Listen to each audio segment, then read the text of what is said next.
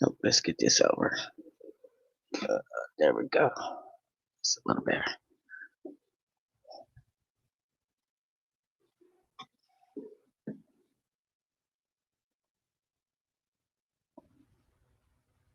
Okay.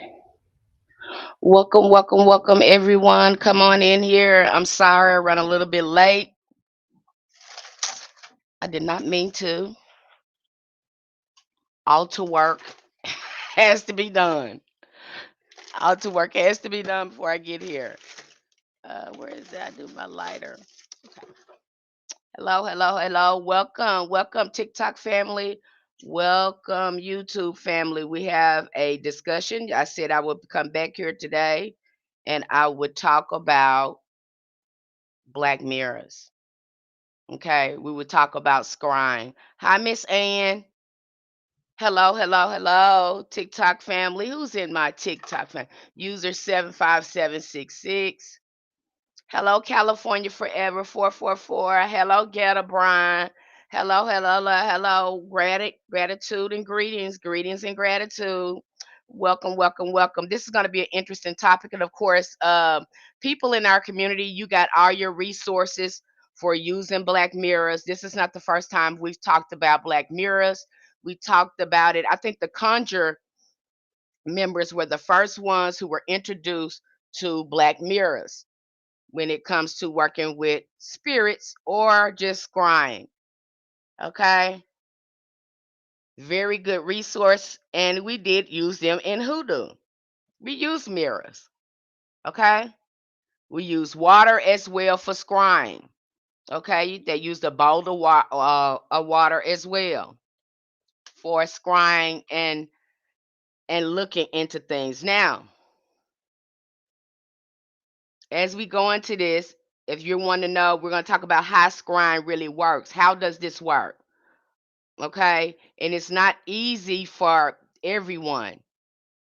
Okay, it would be easier for someone who's already have a high psychic ability, but you can use it, but it's going to take development.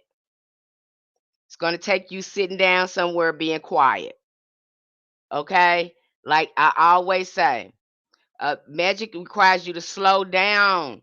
In two, it's not a microwave sort of thing like people have told you, made you think is poof, it happens. No, it does take some effort and intention on your part. Okay, there's not a book on practical magic or elemental magic, even any folk magic, um, that does not mention this. I take you through all the resources because you're going to see a recurring theme. Okay. There needs to be some intention, some of your ashay on your work. I know what people are showing you, but this is a science. Okay. You have to slow down. Hello, Miss Melinda. No. Hello. Welcome, TikTok family. Welcome, YouTube family. So it requires you to slow down. You're gonna have to slow down. And see, if you get over there in our community, that's what I'm gonna be telling you to slow down. Hi, hello, TikTok family. Hello, YouTube family. Hello, Rich. Hello. So again, I'm going to slow you down. And I see a lot of people don't like to do that. They want a fast thing. They want magic to be a fast thing because that's the way it's been portrayed here. But many of us practitioners that's been doing this for a while, we know it does not work like that. We know that. Okay. This ain't, hello, Ethra Strength. I love your Patreon. I haven't had a teacher since Miss Lisa. Oh, thank you. Okay. So again, when you have to slow down, beloved. And a lot of the work, if you are not in balance with the work, I was hearing another practitioner talk about this. There needs to be some healing that needs to be done, or you're going to need the aid of saints or angels to get stuff done. Healing has to be done, and when they find themselves hitting the brick wall, when it comes to their magic, what happens? usually they have better results working with spirits. I'm gonna tell you that right off the bat. I'm gonna tell you that right off the bat. You're doing something spiritual, so why wouldn't you think you need some spiritual help? Okay. I know they try to leave that out of everything. That's what magicians try to do. But practitioners know better. That's what magicians do, but practitioners know better. Okay. Just found out some of my ancestors down South Carolina and about, so I've been doing research about that. Okay. We're getting ready to go into which I've been trying to procure hoodoo by location. I know we're getting ready to go over to Memphis hoodoo. Think we have went through Alabama hoodoo, uh, Alabama conjure, if I'm not mistaken. So we cover a variety of sort of conjure and hoodoo on location too. I was just yes, we do. We have covered that. We're getting ready to dive into Memphis right now. Okay. Gullah Geechee, have we did Gullah Geechee? We have covered so many. I think we have through other books like African American slaves, medicine, uh African American herbalism and folk magic. What is else have we put there? Oh gosh, we got so many books there. Anybody in the chat that's in our community, let people know like we have a variety of like so many resources and we're getting ready to dive deeper. We leave no stone unturned because my goal with you, I want you, I want to advance you. I want to see you advance. I want to see you advance. Have I got the Mississippi Conjure? I'm not gonna say that we haven't because we cover so many things. I can't even say that we haven't. You'll have to look through your resources because a lot of these places are mentioned in a lot of our conjure books. Okay, and I've covered so many materials. It's so many books. Be ready to study. This is about studying too. And if you don't like to get nowhere and sit down and study, your magic is not going to work. And the materials that I give you over there is to advance you. The sky's the limit. I'm going to be giving you things that's going to advance you. Okay. I'm going to give you the basics and I'll give you the rest of the material where you can take it as high as you want to take it. And that's how I'm going to be talking to you like you are a practitioner. I'm going to be providing things to you like you are a practitioner. Okay?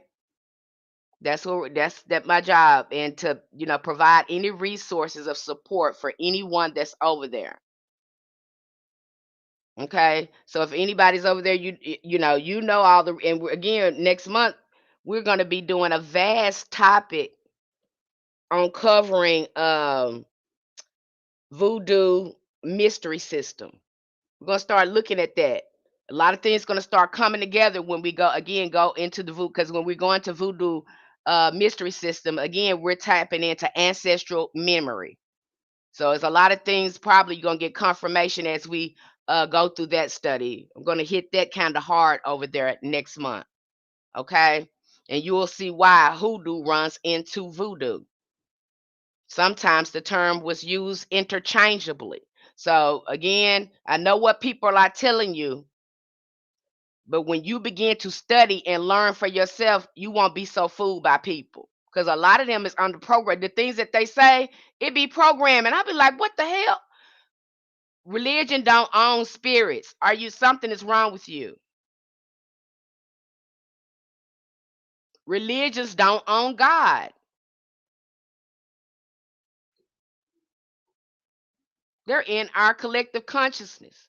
So why wouldn't we be able to access them? That's crazy. That's crazy. That's just like angels. Nobody can tell you you can't contact an angel. You know why? Because angels are not religious. You can find them in many of the religious, these man-made religions among many cultures. So no one can tell you they own them. No one can tell you that they own elemental spirits. So that's crazy. When I see people doing that in the name, because in the name of their religion, I have to stand back. Now, is it a place for the religion? Absolutely. I think it is a place for a religion and to keep the knowledge recorded. Okay, because there was spirituality before religion, so they try to make religion be the ultimate, you know command to things, and it's not. Okay, and that's how I teach the science of hoodoo. I don't put limits on it because there's not no limits on it. It's not a religion. Okay, yeah, Crystal Wells. People try to do that, but I mean, that's just like me. I've come in contact with uh, angels. I've come in contact with voodoo. Papa Legba rolled up on me. Usually, always rolling up on me in some sort. If I got some stuff going on that I'm at a crossroads, or I need a road to be open, or I need help with communication with any spirit, he shows up. My ancestors send me on over there to him. Yeah, yeah. So what do you say to that? And no, I'm not initiated. No, I didn't request him. No, I didn't do any of those things. The ancestor, he showed up and pulled up on me, and that may happen to you. That's usually how that happens. Hello, that homeschooler. I don't practice hoodoo or voodoo, but I love listening and learning about different practices. I I feel the same way. I love learning about all different sorts of practices, and when you start following your ancestors and they be trying to grow you, they might have you studying a variety of things to grow you. It might be some medicine. If you're following the ancestors, if you following the people, you might get stuck. You might get stuck because now you're following people, and people are limited and flawed. They can guide you, but to some point, because of some of us, the way we function, we're limited in our thinking and creativity and imagination. You have to have a good sense of self if you're going to jump over here. Thank you for sharing your knowledge with us. You're welcome. Love you anyway. Okay, who's in my hello? Time stamping army, Black Magic Mike. I'm so indeed just South Carolina. I would try to find some on Gullah Geechee. I'm still getting all our resources together for next month. We're hitting again hoodoo very hard over there because you guys have already have the basic knowledge of the working mechanism behind magic. Now we're hitting magic really hard. Conjure, we're looking into it. Now's the time for you to start picking it up, healing yourself, whatever stage you're in now. Now is the time for you to start picking it up and start implementing it into your life, integrating into your life, because hoodoo is a way of life. People that are practitioners and that we work with energies and we work with spirits, we know this is a way of life. Okay, we know it's a way we have to live. So when yes, I feel that exactly what my ancestors are having me do. Respect their practice. Okay. Hey, Miss Penny, I got all my crystal balls in here so they can hear you. Tell them to stop being raggedy. Look at Black Magic Mike. He love when I say raggedy, honey. Not being raggedy. Yes. Again, you have to be right over here. Now, I got a lot of people. I see. This not popular. I don't hear a lot of practitioners bring it here to you. Like a matter of fact, they too busy trying to reel you in there. No, I want you to know what you're getting yourself into when you get into any spiritual practice. You need to know it's not like a microwave and you pop it in the oven. It takes your effort. You get in there, whatever you get out of there is what you put in. It's a time investment. So if you're not willing to sit down somewhere, heal, and be quiet, then this probably is not for you. And I know if they're telling you, you think this magic, don't you? It's just real. You think it is. You think you can do any raggedy old thing and then ask for something. Absolutely not. Okay? Look at Ethra strength in here talking about keep from being raggedy. Okay? I'm trying to help you. Now these folks, I heard another practitioner out here talking about I can't just do the candle work. See, they're coming. Some of them are coming to realization. I can't keep taking y'all petitions and burning candles for you because it takes more than the candle to fix what y'all got going on. Because a lot of it you don't want to heal. And I'm sure that practitioner realized people was calling in for the same thing, still doing the same raggedy stuff. Life still raggedy, but want magic to fix their life, and they are not in alignment with what they're asking for. I don't know what that statement means, Joe. You cannot petition the Lord with prayer. Okay. I think I kind of know what that means. Since starting my blueprint, my ears been ringing it more. Uh, there should be. Okay. Yeah. And now you should be. Somebody contacted me the other day. I don't know who it was. I can't remember who it was. I think she might be in the chat, but she said that she had a dream. She wanted to dream about a angel, and but the angel appeared, I think, as someone else in her dream, and then she didn't realize it was the angel until she woke up. She started thinking about it. She's like, that was the angel. Honey, she couldn't wait to contact me and was like, Miss Penny, I had this dream. I started laughing. I said, yep, that's what happens. They come in there just like that. That was you? That was you, California 444? Yes. I said, yep, that's how they come in there. I love it. I love it when y'all start having experiences and you kick up with your ritual and you be intentional. I'm telling you, I know this. I can bank on that. I, I'm telling you, you consistent at your rituals, you gonna have an experience. They gonna show up. I'm telling you. If they're not showing up, come talk to me because I'm gonna start looking at things and prying, and I'll be able to tell you what little thing you need to change so you can get some results. Okay? If you want some results, see, don't get over here playing because with me, I'm gonna put you. That's the first thing I'm gonna do is put you in contact with a spirit. That's what hoodoo is all about. Okay? So you might get over there and say, Miss Penny, you give it. Yes, I'm giving because this is what you say you wanted. This is what our ancestors did. I'm gonna help you understand these elemental spirits. I'm gonna help you understand these angels. I'm gonna help you understand these saints. Oh my gosh. And we just got some wonderful resources on science. I just added to our collection over there. Y'all, I'm about to knock y'all socks off. Next month it's going to be. I think this month was something because we had a lot of good information. I'm kind of slowing you down at the end of the month, giving you some presentations, and then we're going into next month more hard. Okay. Okay, so you're gonna want to sit down with this information. I want to see you advance, and I will be giving you information to help you build your practice. And the sky is the limit. You can be as creative as you want to. I'm loving the damn brand book on angels. I love them too. He simplifies it. I started dreaming too, and I never used to dream.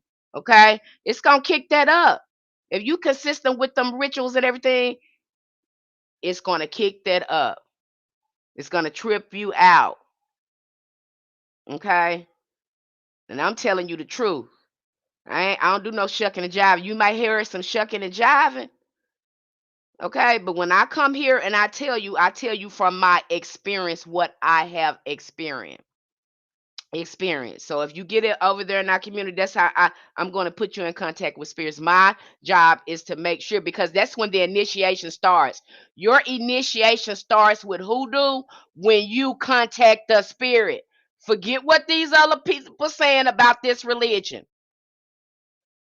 I'm telling you how to get self-initiated with spirits. That's what we're doing here. Before you even jump into an ATR, you need to have this initiation period with your ancestors. That needs to happen first. This people put the cart before the horse over there trying to get some power and don't get it because they still raggedy. Because you ain't even right with your folks. You ain't did no healing. You ain't did none of that. And then want to go over there and work with them spirits and ask for some power. Them spirits looking at you. You get over there and then don't make no headway. Because you put the cart before the horse. Because you got over there for the wrong reasons. Okay, so let me get started. Everybody asking about black mirrors. So I'm gonna get started. A sister is advancing. Thank you, Miss Penny. I'm advancing you. I know you ain't used to that. You scared of that because you want somebody to come up here and show you something. No, you need to know something. You need your own magic with your own signature, with your own spirit guides and ancestors. That's what you need. A lot of this stuff don't work because you know you don't know how it works. Ain't your fault. Ain't blaming you. You just ain't nobody explain it to you like that. Okay, so that's how I'm explaining. And that's what you're gonna get with me. Now, if you want some fluff, go talk to somebody else. But a lot of these practitioners, that practitioner trip me out. She said, I can't keep doing these because y'all, I'm gonna have to change how I do services without y'all. Ma'am, I'm saying to myself, baby, you know, there is variables to work. You can't burn no candle for nobody, just burn no petition. Now you can set lights for somebody and pray for them. But at the end, these people got to do their own work, or the work is not gonna work. You know, sense in you, it's not gonna work if they're not doing their part. Okay, and I explain that to everybody. You want these practitioners to do miracles for you, and you want help from spirit, but you won't do no work with the spirit. It's the audacity for me. You want something from the spirit and don't want to put nothing into it. How that work for you? Playing with magic with no emotional healing equals crazy. Sure do, Karina. It equals crazy. She ain't lying. That's why a lot of people they go crazy over here, and you need to stay out that new age because that new age gonna mess you up. Stay simple. You have to make your life enchantable. Okay, I'm gonna advance you. Get over there. You say you want to know. I'm gonna give you. We gonna know. And if you have anything you want to know, something, get ready to do a poll now and ask people. What would they like to see more of as a beginner practitioner? Again, create workshop. This is our community. I involve you in your growing process. Anything we can do to support each other, if anything that I can do, please bring that to my attention. Please bring that to my attention. Okay, I'm very open. I'm very open to people's help, people's suggestions. I'm very open. Okay, you'll be surprised my response from you, from me. You'll be surprised. We work together over there. If you have a suggestion, then we'll look at it and see what we can do. Nothing works unless you do Reb M. Dr. Maya Angelou. Okay. So let's jump into Black Mirrors. Let me get off my soapbox. And let's go into Black Mirrors. I have my notes here as usual. So get your pen and paper if this is something that you're interested in. Okay. Black Mirror Scrying is one of the humanity's oldest spiritual technologies and ocular art rooted in longing to see beyond the physical world and commune with the hidden forces that move behind life. Although many people today think of the Black Mirror as a modern mystical device, it is in fact one of the most ancient forms of divination long before polished mirrors became common. Spiritual seekers across cultures recognize the reflective surfaces possess a mysterious ability to reveal things normal conceal from ordinary sight. Pools of dark water, obsidian stones, polished metals, oil, ink, and even human fingernails have been used as portals for thousands of years. The essence of scrying is not the tool itself, but the shift of consciousness. It inspires the entrance into the altered states where vision, symbols, and spirit communication becomes possible. Even in humanity's early epochs, people became fascinated with the power of reflection. Shiny surfaces, natural allure, drawing the viewer inward as through a depths of water or metal contain a consciousness of their own. At some point in the ancient history, likely through accidental discovery, early humans realized that gazing into a reflective surface could generate powerful visions. These visions were experienced not as fantasy, but a divine revelation, a way for God's ancestor spirits to be seen, for knowledge of the future to emerge. From that moment onward, the art of scrying was perfected. Reflective surfaces such as water, crystals, arrowheads, obsidians, glass wax, polished swords, ink, blood, and oil became tools of mystical inquiry. A bowl of water was often enhanced by placing a crystal, coin, or shiny metal at to deepen its ability to pull the mind inward. So what is happening here? The images are coming from you. Let's stop right here. A lot of people say, how's that working? If you sit long enough, the images are coming for you. It is like you are projecting the image you are looking at. If you have a problem with meditation, this might work for you, but it would take a couple of sittings for you to perfect this. For some people, mirror gazing is, automatic. They can automatically start getting results. Some people, they will have to do short sittings to develop that astral light within them. Yeah, it's an astral light, an energy that comes from us that helps these projection happen.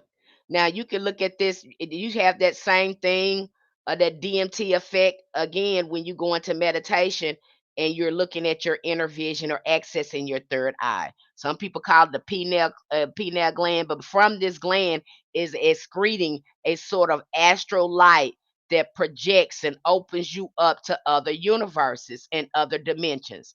I need this spirit sent you on time. Consciousness will shape itself into a pattern. Yes.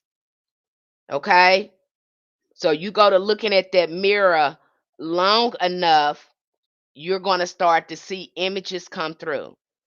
It's coming back basically from you, but you are projecting on it onto the mirror. And then the spirit begins to interface. Now, the more the more you're doing this, you're building your astral light. This is why we go into path working and visual meditation. Like I said, we cover everything we cover a variety of things over here. If you can't do something one way, I may talk about something else, give you other options. That's what magic is all about. It's not stuck one way. See, that's what be making some people mad because they don't like change. When I see people in stuck in that keeping hoodoo Christian, it's gonna change. It's gonna shift. It always do. This is not religion. Y'all trying to make that a religion, and that's not what that is. Thank you so much for sharing this information. You're welcome. It's not a religion, so it's gonna evolve. It is meant to be adaptable. Reminds you a little bit of chaos magic. You know, you used to do this. What I used to do this as a small child, and I know what it is. Okay, all right. I think a great way to start with that, what did it for me, I what did it for me is if you ever practice mirror affirmations and saying affirmations in the mirror, you'll see how powerful the reflection is. Saying things in the mirror. You had some of our ancestors that would pray into a mirror. Yeah, they had a mirror that they were using for prayer. They talk about that in hoodoo. It amplifies the work. They were using mirrors to amplify their work. They would take that in their prayer room and pray in front of a mirror.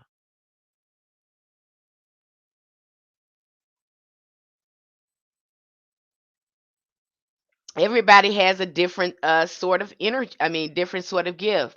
I wouldn't be able to explain that gift if I don't have it. I would have to know more about what's going on with you. Why does the mirror gazing trip me out? Okay. Making potions, learning herbs, knowing everything is alive. Yes. Okay, we go right into that. We get you very familiar with elemental magic because root work is full of elemental magic. And now we got some resources now where you're going to be getting straight ancestors knowledge with working with roots and herbs, whether it be spiritual, whether it be with healing. You're going to get both all facets of hoodoo. You're going to find out that it's really not magic, that it is really again unseen spiritual science that people call magic. Don't like the term because it is an order over here. It is some type of order that happens over here. Okay, it's a science. Okay, if you do this, you get that. That's how it works. ABC. That's simple. You have to put something into it. Okay, that is imperative. Had to come on YouTube from TikTok. Okay, Papa Naga. Okay. So again, uh you're going to get those results. Okay? But you're going to have mirror. You can't give up. A lot of us give up and we sit 3 or 4 times and we give up. No, keep being consistent because your astral light and energy might be low. You might be a person who have a problem with visualization. Okay? You might have to fast from watching TV or watching videos and just start looking at pictures. You might have to read books to start developing your imagination, especially books with a lot of descriptions in there. See, TV kind of messed us up. It just kind of destroyed our imagination. What does that mean if you stare in the mirror too long and you pray and your eyes start to glow a middle? Evidently, you're tapping into your ashe. Okay. What does it mean to you? You guys are asking people, but you have the answers inside of you. And that's one thing that I do over there. Uh, Once you start asking questions and stuff, I get you to asking yourself and start doing divinations because I got to get you to talking to spirit and asking spirit and stop looking outside yourself. That's the main thing. That's the first thing I get you to do is start looking inside and trusting you. I got to get you going like that because I want you to get your power. I started seeing shapes and almost like the room disappeared. Now you get that effect too. Now you read that if you're in the conjure membership, you get the book Summoning Spirits. I remember the first day, first time I used that book, it tripped me out. I could not believe that. I followed everything in that book because it tells you to go into a dark room and if you follow that book, you'll see your room shift and take you to the astral plane. It tripped me out. I started little light. The whole room changed. I felt like I was.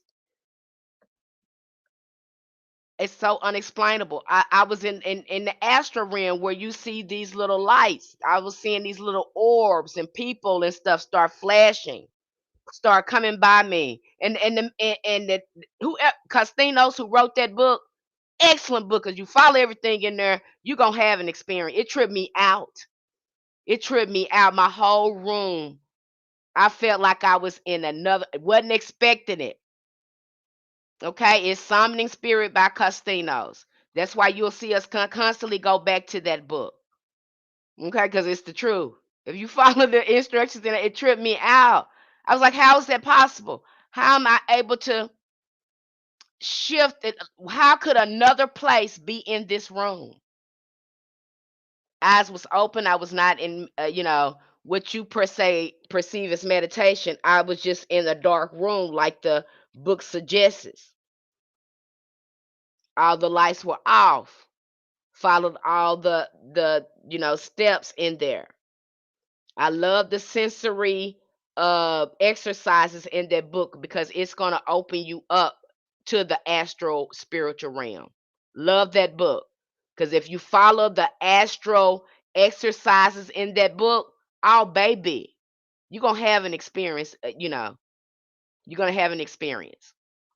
Summoning Spirits. That is the name of the book. The name of the book is Summoning Spirits. I think I did a book review on my YouTube channel on the book.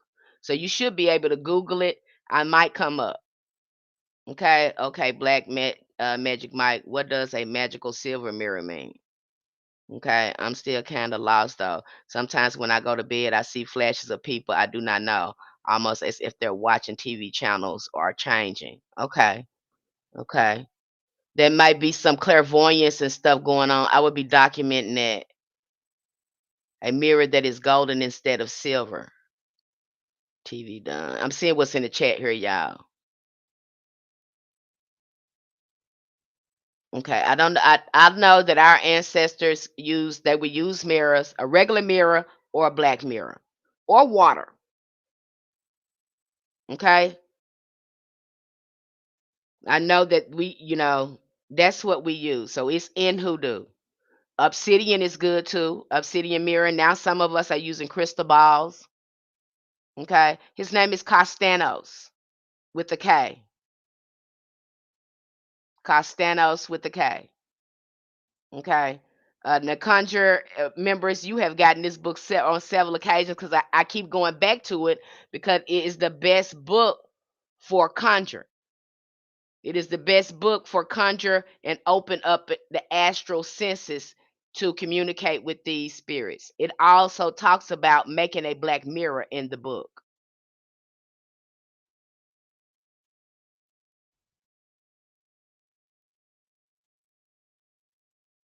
That's something. Soul and mystic. That's spooky. But after you use this mirror, you need to put them away. So we'll be going over that too. So let's go. Let's talk about, is it mentioned in the Bible? Evidence of scrying appears even in the biblical tradition in Genesis 44. Joseph, the dream interpreter of Egypt, refers to a silver cup used for divination. So, was he using it again? He was using that cup. He's using a silver cup for divination. Somebody mentioned silver in here. He's using a silver cup for divination. See how they doing magic in the Bible and they calling it something else? See, they come up with these different names. Okay, they come up with these. It's the same thing. They doing the same thing. Okay, it's mentioned reveals that the divinatory bowls or cups were well known to ancient Egyptians. We already talked about bowl magic, how we was using bowl magic again for blessings or to for invocations. Yes, they would have been using bowls for that. Makes sense to me. Yeah, I agree.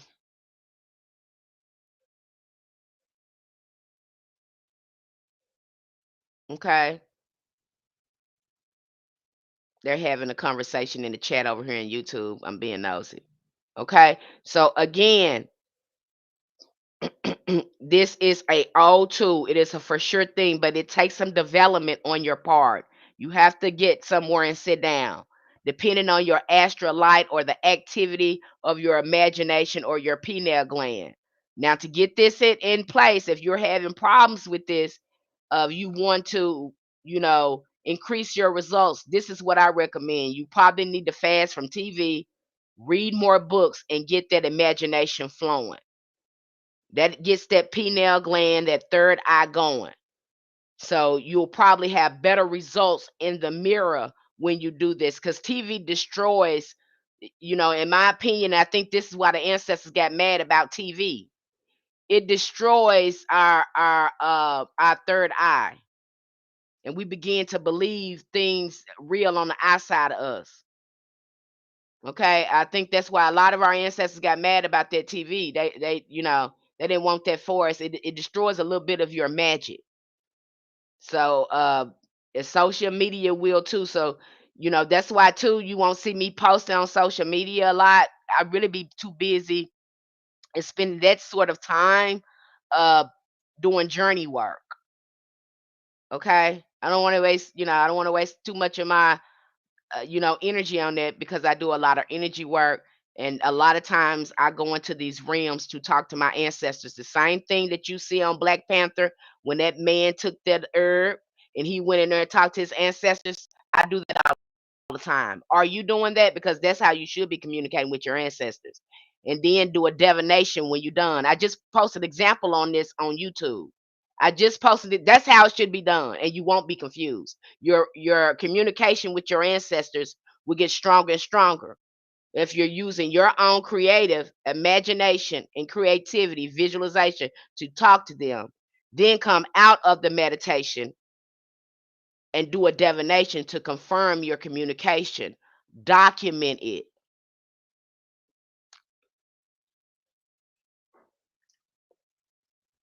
Okay, that's what needs to be done there. You can't skip past that. A lot of people just don't. Everybody want to Want to skip past, sit down and shut up.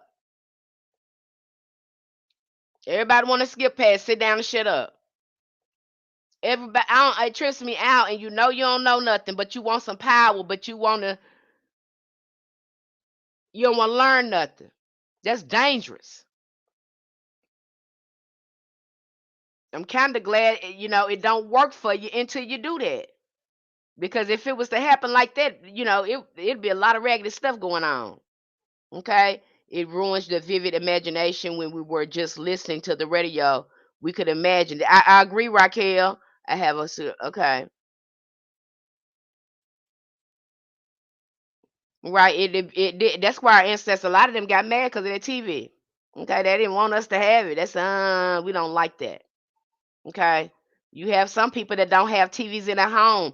I had a guy to tell me he told his wife the reason why they were having problems in their marriage because of the TV. I said, "What?" He said, "Yes. I don't watch TV." I said, "What the hell?" It puzzled me. I was so young. I didn't understand what he was telling me. Okay, but now that I'm older, I'm like, yeah, that makes sense why, their TV was ruining him.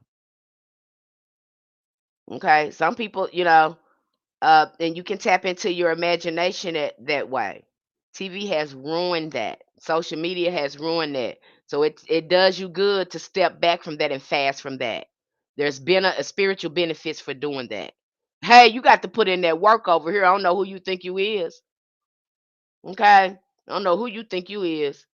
You got to put in that work over here. Everybody put in their own work. Okay, I leave mine off often. Okay, you have to cut that out sometime and go within because the answers in here is not outside of yourself. Instead of asking yourself questions and letting them unfold because they're within you. You're not going to see that if you don't go within. Okay. Got to go within. People get over here and try to avoid themselves. They get scared when they do go in. They find so much darkness, it scares the hell out of them, and so they run up back over there to church instead of going through the dark and bringing out the light. They don't want to do that. Okay, and I'm gonna grow you over there. That's my job. I'm gonna grow you. I'm not gonna keep you down here. A lot of the magic that I'm seeing being portrayed here is to keep you down here. No, they need to know the full scope of don't give them that and don't explain that to them because that's what's hanging them up. That's what's hanging up because they don't have the full context of what this is. And then you have them thinking something wrong with them, and that's not entirely so. They just don't understand how it works, and that needs to be understood. Okay? That's what needs to happen.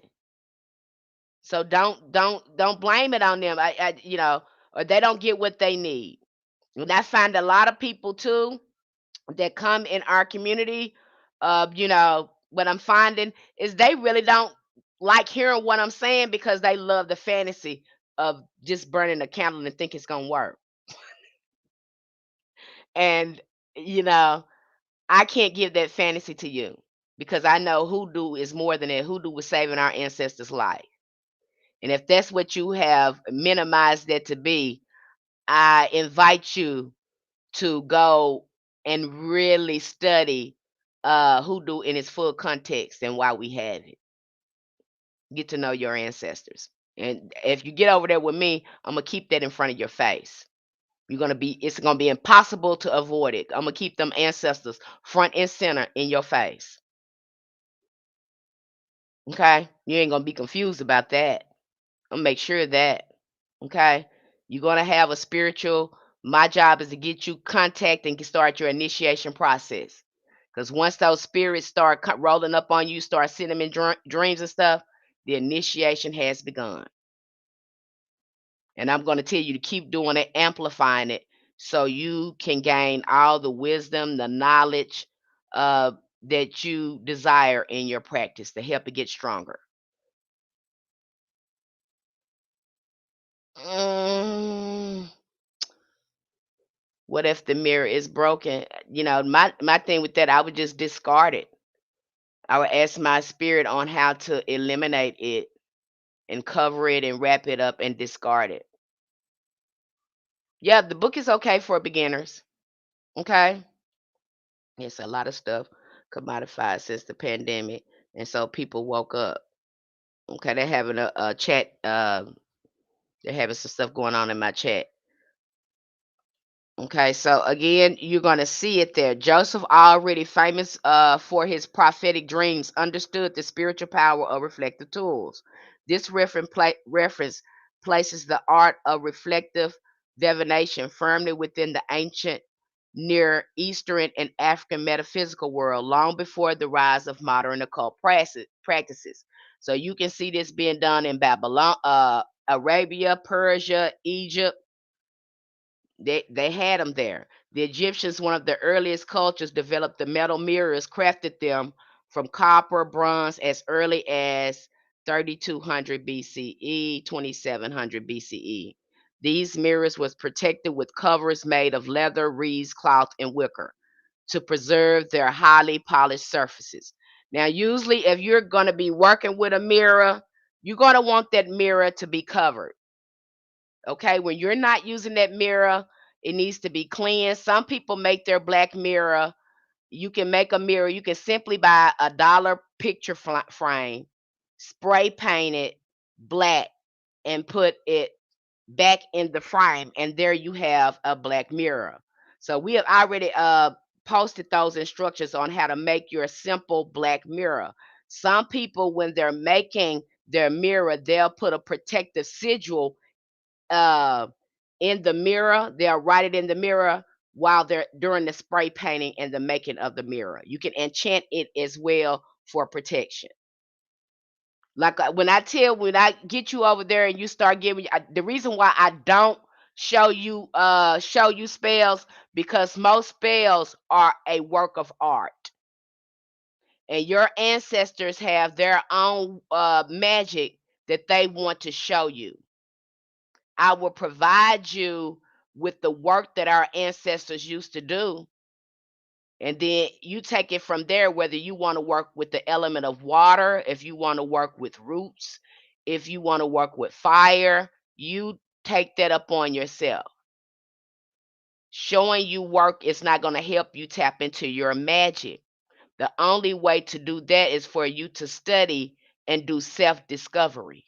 That's where you find your magic, not in nobody else. Yes, I saw that, and that's what was going to do to make a black mirror. Okay, and there's a lot of information on there how to make a simple black mirror. You can enchant it with a layer of protection. When you again with the sigil, we've covered many sigils and seals over there, so you know how they look and you know how to create one. We've covered that. We've thoroughly covered that. Showed you how we work with sigils and seals. You have so much information on that. As usual, I will continue to post those resources. Okay. Yep. By Costino. So look, California 444. Thank you for putting it in the chat. Okay. Yes, I saw that was going to make the Black Mirror. Okay. How do you like it? Oh, they're having a conversation. I'm being nosy. Okay, so let's move on. Their presence in tombs indicates that mirrors were believed to be necessary in the afterlife, perhaps serving the soul as windows between worlds, just as they did in life. Legends tell of windows between worlds using mirrors positioned in high brass towers to reveal a distant events. So they can look at it. They were using, and this is something, and I believe it, they were using these mirrors as monitors, as TV monitors. And sometimes these mirrors were enchanted where they can see future events. Isn't that something? I can't imagine how far this mirror technology has gone now, since that we have more communication technology. I can't imagine how the government may be using this. That's kind of scary. But they were already using it that way in ancient world, in ancient era. So it's fascinating. The Vatican has mirrors. Yeah. It's fascinating. When you kind of think about it, you're like, okay, so if they were doing that then, I wonder what they're doing with it now. Okay, and then we're just that's we're just tapping the surface. Now that we have cell phones and we can FaceTime now because a lot of these people were using a mirror. Look at it like a FaceTime, like you're FaceTiming spirits. That's how I look at a mirror. I say this because you guys know I love watching cartoons. I remember watching this cartoon. I can't remember the name of it, but I love watching cartoons and things like that with magic. If it's got magic in it, I'm gonna watch it. I'm gonna watch it. That's just my thing. I learned so much because they put a lot of truth in these movies now. When they make these shows and stuff, I'm telling you, these people do a lot of research into these things. So if you sit down and watch some of these shows, uh, you will learn some things that's not in the book that's true in the movies, in some of the shows. Okay, yep, the cell phone is a black mirror. Yep, yep, yep, yep. Snow White, wicked stepmama had a scrying mirror on the wall. Yes. Okay. So again, it's like a FaceTime. Your FaceTime in spirit. If you look at it, I think if we look at it from that viewpoint, it makes it more easier to work with it. That was the first form of FaceTime. Why are they saying the book is pretty order? It has not come out yet. I don't know. I used to be a black ball. Okay. Yeah, everybody, you can use a black ball for this. You don't have to use a you don't have to use a black mirror, but some people like that. And you might use a particular bow. We just talk about magic bows. You can take your bow and you can enchant it and engrave symbols on it, sigils on it if you want to. You can get creative as you want to. Remember, this is your stuff. Putting your ashay on it, enchanting it, again, makes it more magical. Okay, you can be as creative as you want to. Trust your intuition with this. Lean into that because that's how your ancestors and your spirit guides are going to be speaking to you through your intuition. TV screen shards are magical scribe mirrors. Yep. Again, that you can look at the TV. It's a scrying tool. Okay.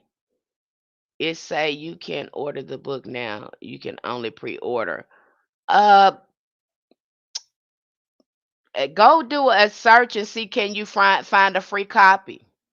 They may be publishing the book, but you can find order copies for it. Sure, mine is bright pink. Yep, that thing mine is pink too. My first book on that was pink too. Okay, that you can it definitely is the truth up in that book. The best summoning spirit books is the best book, and you guys know I read a lot of occult books, but that was the first occult book I tried. I couldn't believe the results I got. I was just like I was stunned to see that, to have that experience. Okay. But it requires you to get somewhere and sit down, follow the exercises and consistency. And people don't want to do that. Okay. Don't be alarmed. It alarmed me when it first happened because I was like, oh, and when when your room turns into another dimension, you have to really be careful because it can kind of have you kind of in a sort of a delirium, as kind of make you feel kind of awkward because again, you are this too. You are shifting your consciousness. That's what runs some people crazy because if you're not unfolding naturally, it can cause a psychosis because you are opening up that again that subtle reality of magic. And the astral realm is impressing upon you. So people get stuck in a sort of a psychosis. What's the name of the book? I missed it. It's in the chat. It's Summoning Spirits. It's in the chat. Look through the chat. Okay. Somebody's listed there. Even The name of the author, they have listed it there. So go through the chat. It should be there. It's by Costino, Summoning Spirits book. Be careful with that. And I'm going to say this before you get with that book. Before you get with that book, I do not advise anyone to start conjuring up these spirits if you ain't right. Don't do that, especially in this book, because in this book, it not only uh it not only has angels in there, but it has goetic spirits in there as well. Um, and these spirits can see you. They can see you, so don't go over there shucking and jiving. Okay, you got some spirits that look that can be intimidating to behold in that book. Okay, and if you ain't on the right frequency and things like that, you might have trouble accessing some of those spirits. But don't think you can get over there and fool a spirit. And if you raggedy, you ain't gonna get far no way. You can only cross yourself up. Because a lot of us go over there for the wrong thing and think we're gonna get some power and get our way. And then, we're gonna be talking about this too. Um how to make pacts with spirits. We talk about pacts with spirits. We're gonna go through that again. And you might find yourself in a pickle. I don't recommend conjure if you have not perfected root work. You ain't even been consistent with your ancestors. So how you gonna get over there and start conjuring with a spirit? I'm just telling you the truth.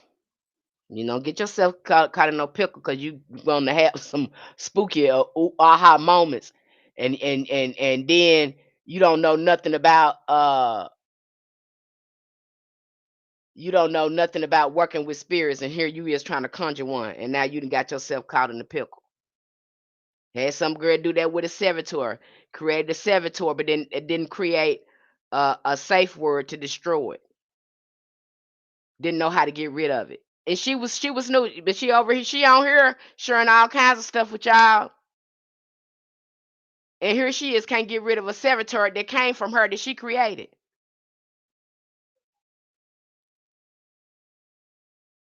Okay.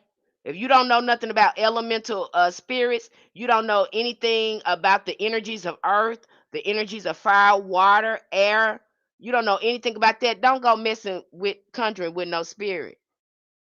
You ain't even got that perfected yet. You don't know how to use water to cleanse yourself and protect yourself. So how the hell you gonna go over there and start working with a spirit? Do not put the cart before the horse.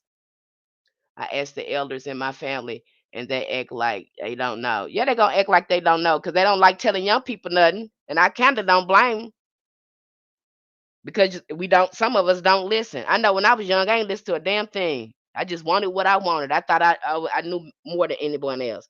So sometimes elders are needed. Okay, they can slow us down and start us to thinking.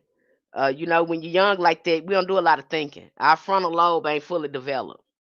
We don't really start maturing until we get past the age of 25. If you can't manifest basic necessities, don't do it. Okay? Okay. Must be balanced. Your mind got to be balanced. You must have emotional regulation because you got some people now that's in this practice, and when they get mad, they want to start doing baneful magic instead of building character, get somewhere and sit down and pray and heal in that area or learn, uh, you know, resolutions. Learn how to, resolve things without, it builds character. But you want mercy, grace, and compassion, but you don't want to give it to nobody else. Now, sure, baneful work, it has its place. It's meant for justice, but you want to get somewhere because your feelings. And most time it be our own wounds. That's the reason why our feelings are hurt. It ain't got nothing to do with the other person. It has everything to do with something going on the inside of us. A lot of people, don't need to be doing this, and they messing theyself up and crossing theyself up by keep on, doing stuff like that. I'll almost slow you down over there. You say you want a mentor. You want to do it the right way. You want to stay safe. You want to stay balanced. That is exactly the way, the ancestors lead me to speak. That's how they have been leading me. I can't do nothing raggedy with them. They ain't gonna let me. They not gonna let me do nothing raggedy.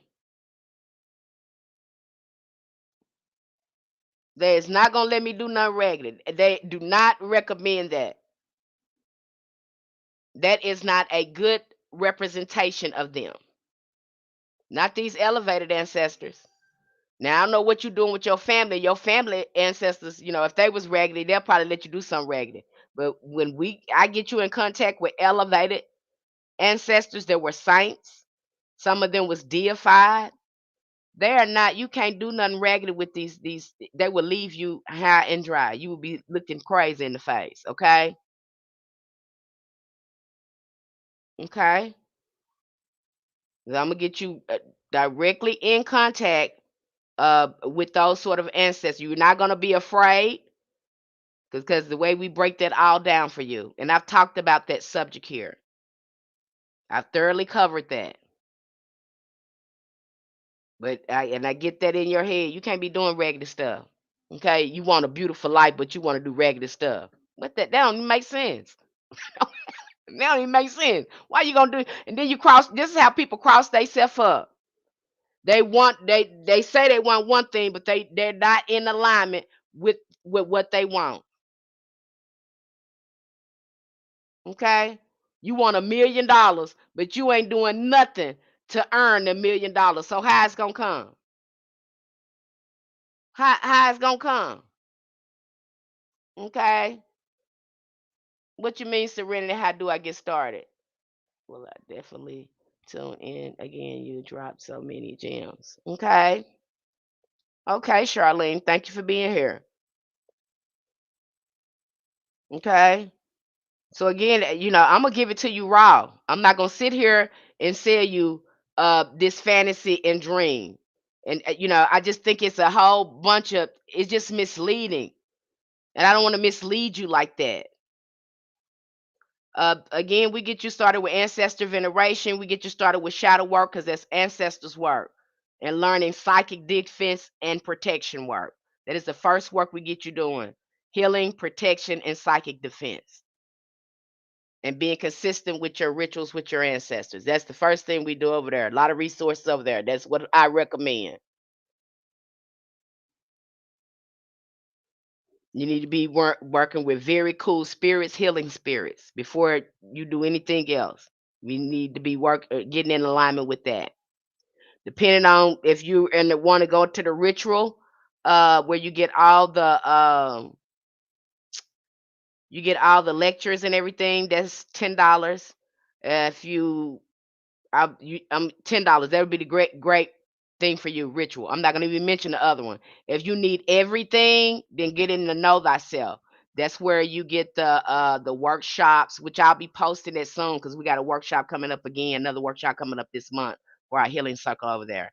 That's when you need assistance with shadow work. We have a healing circle over there where we help you, guide you through shadow work and talk about things that's going on with us. That's $33. So you make a choice on that. You can make a choice on that, but shadow work needs to be ongoing. Okay. I recommend the ritual or the know thyself for you, not the conjure, because you're not ready for that. Okay. Although when you do get in the know thyself, you get everything. But I can give you everything because you're doing the shadow work.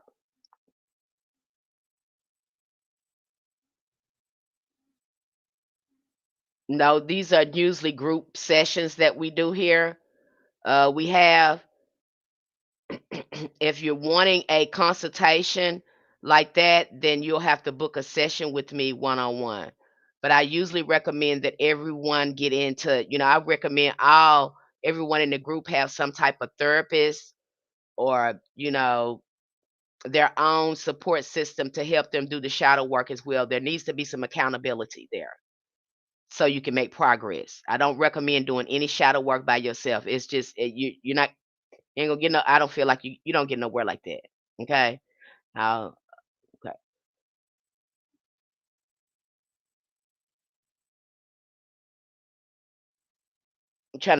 Okay, so I do have people that book one-on-ones with me, um, that they're not working. If something they're hitting a wall on something, then they'll book a consultation with me.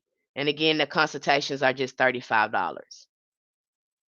Okay, the link is in our bio to our Patreon community. Will we be meeting this weekend? It's probably gonna be next weekend. I don't know, cause I look at you guys' polls, and so I'm like, okay, they're splitting in the middle. Some people 50% want it this day, 50% want this day. So I'm probably gonna do it next weekend.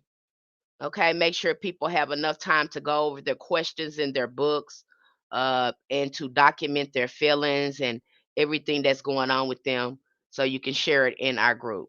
And I want you talking. I want you to tell me what's going on with you. Okay, I just got a shadow workbook journal. Okay, and I give those out too in our community. You'll see that too. Even if you're in another tier, everybody, I will sometimes give everybody at least, once a month. I try to give everyone something on shadow work. Are you gonna get something on shadow work? You're gonna get a book, a workbook, or something. I'm gonna keep that in your face. No, it's not all. This ain't magic. This is a science. When you working on you, you perfect the magic. Magic is all about, again, self-care and healing. The more self-care and you can't have one without the other. Okay? The more you heal, this is an alchemy process. This is true alchemy. You're transforming, you are transmuting. So you again, the alchemy begins to take place once we start working and refining the mind and emotions and regulating the minds and emotions. See, they got you. This is alchemy. You understand alchemy? You change it from the inside and then out. See, you understand that? And a lot of y'all running. When you find out that, now you want to run. You thought you was gonna avoid that. No, because you might start doing some work in hoodoo and find out you might have a block. You can't get there because you might have a poverty or scarcity mindset. So now you got to go back to the beginning and heal before you even do the work. You got to do a blockbuster.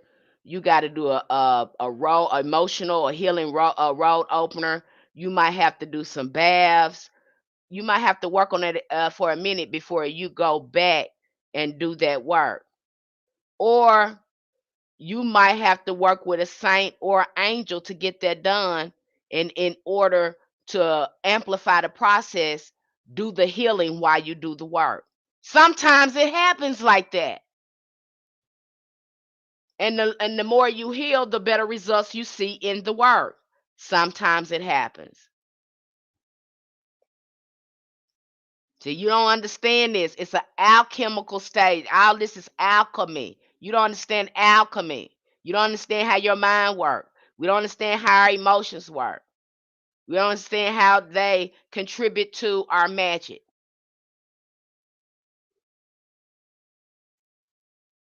Thank you, Seeker of No.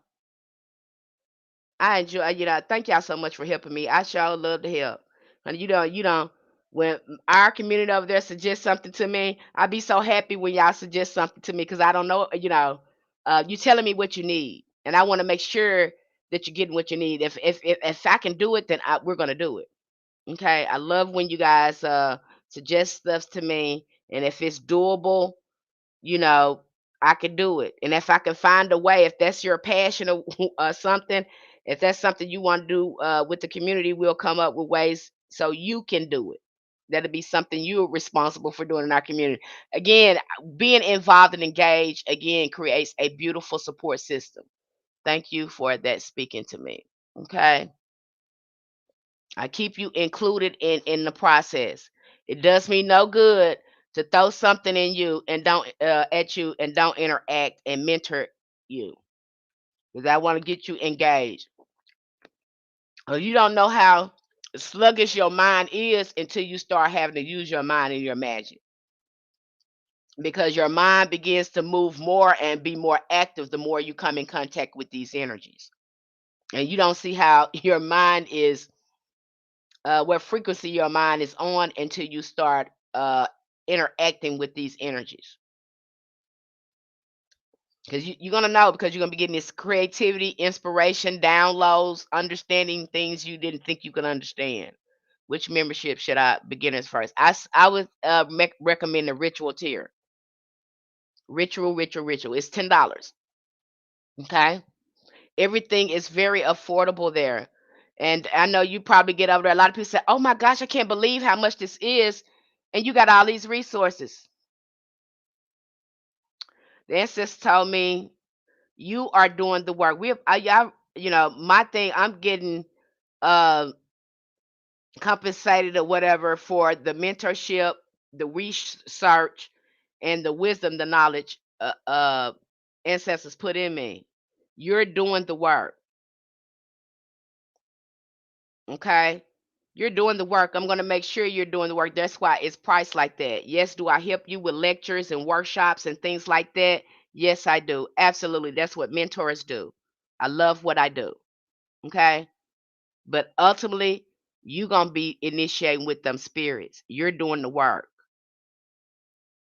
That's what people don't I don't know why they overprice like that in some of these places, and they don't do nothing for y'all. They just throw y'all in something and say, here. Don't even break it down and explain nothing to y'all. Y'all don't know nothing. And y'all pay hundreds of dollars for this stuff. And they don't give you a portion of what I'm giving you now. I've seen them do it. And y'all gonna spend hundreds and hundreds and hundreds of dollars with that and get absolutely nothing. Don't understand nothing. Just and gave you a whole bunch of spells and not telling you nothing about the workings of it. Okay, but I have to slow you down and get your mind moving and get you stop being codependent on people. They want you to be dependent on them. I agree, Serenity. They do. Okay, they do. They want you to be dependent on them. No, no, no, no. I'm going to have you being dependent on you. And I can tell when your mind's sick because it's hard for you to make choices for yourself. It's hard for you to trust yourself. And so now I got to pour into you. I got to get you looking at yourself and see all these good qualities that your ancestors put in you and remind you your ancestors don't make no junk. So, what are you talking about? What do you mean you can't do it? Oh, you mess with me, you're going to tap into some magic because I'm not going to let you run from it. Okay? Is you inherit, this is your inheritance. This is what you inherited. Okay, so you mess with me, that's what's gonna happen. If you ain't ready for that, don't come over there in our community because I'm gonna make sure you do it. You probably gonna get mad at me because I'm gonna make sure you do it. Okay? And I'm probably gonna say some hard things you don't want to hear, but I will hold your hand while I say it. I promise I will. I will hold your hand and be as supportive and kind as possible. I will mean what I say, and I will not say it mean. Okay? And that's really what a lot of us need. And that's how your ancestors guide you. Okay? They will give you exactly what you need, support you. They will mean what they say, and they will not say it mean. And that's exactly the approach that I take. Across many of the thinkers and mystics have affirmed that the spiritual potencies of mirrors, such as Roger Bacon, 13th century alchemist and philosopher known as Dr. Mirabilis, taught that a person purified through alchemy. I just mentioned through that. It's alchemy. Okay. And see, that's a code word too that gets us mixed up because they're using the word alchemy for self development. That's what gets us hung up. So we think it's something, it's something like a wand or something that happened. No, it's an interchange that you work on and you start seeing shifts in your reality because your mind began to change. And so when your mind becomes on a higher frequency, your reality change, your experience change. because the alchemy began on the inside. Are you getting what I'm putting down? Does this make sense to you? I'm gonna break it down so you will understand it, so they can take all this new age crappy magic, all that crap out of it. I'm going so you can understand it.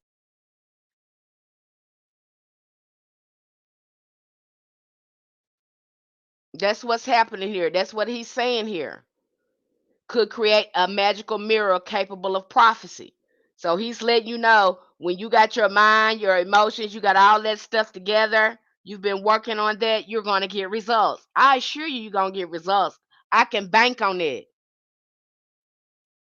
because I know what I'm talking about. You ain't going to hear many practitioners talk like this because I know the spirits. I know how they work. Ain't no faking jiving over here. I follow spirit.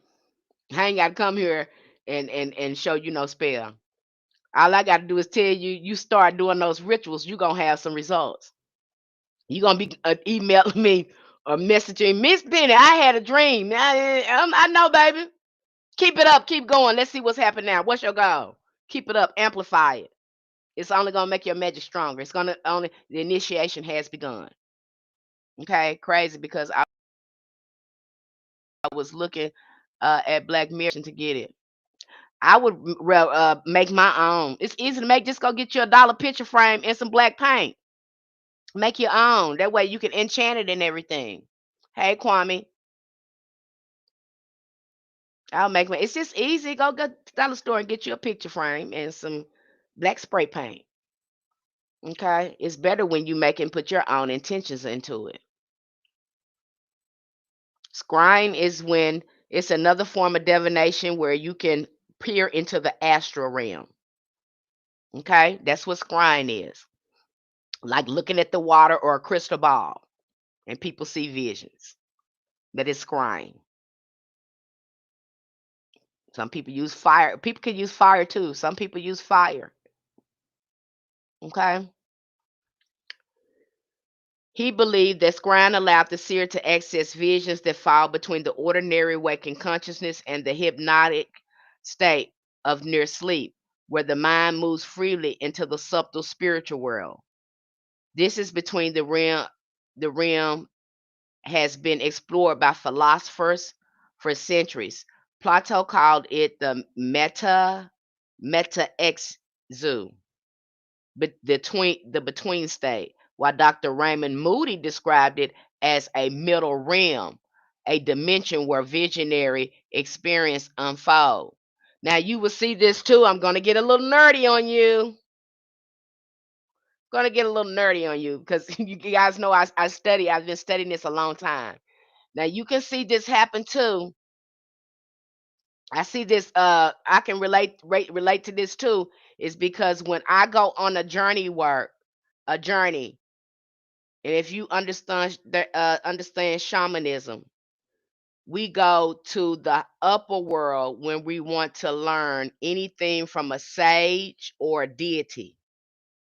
We go to the upper realm. That is where those deities uh, function at within the astral realm. Then you have the middle world.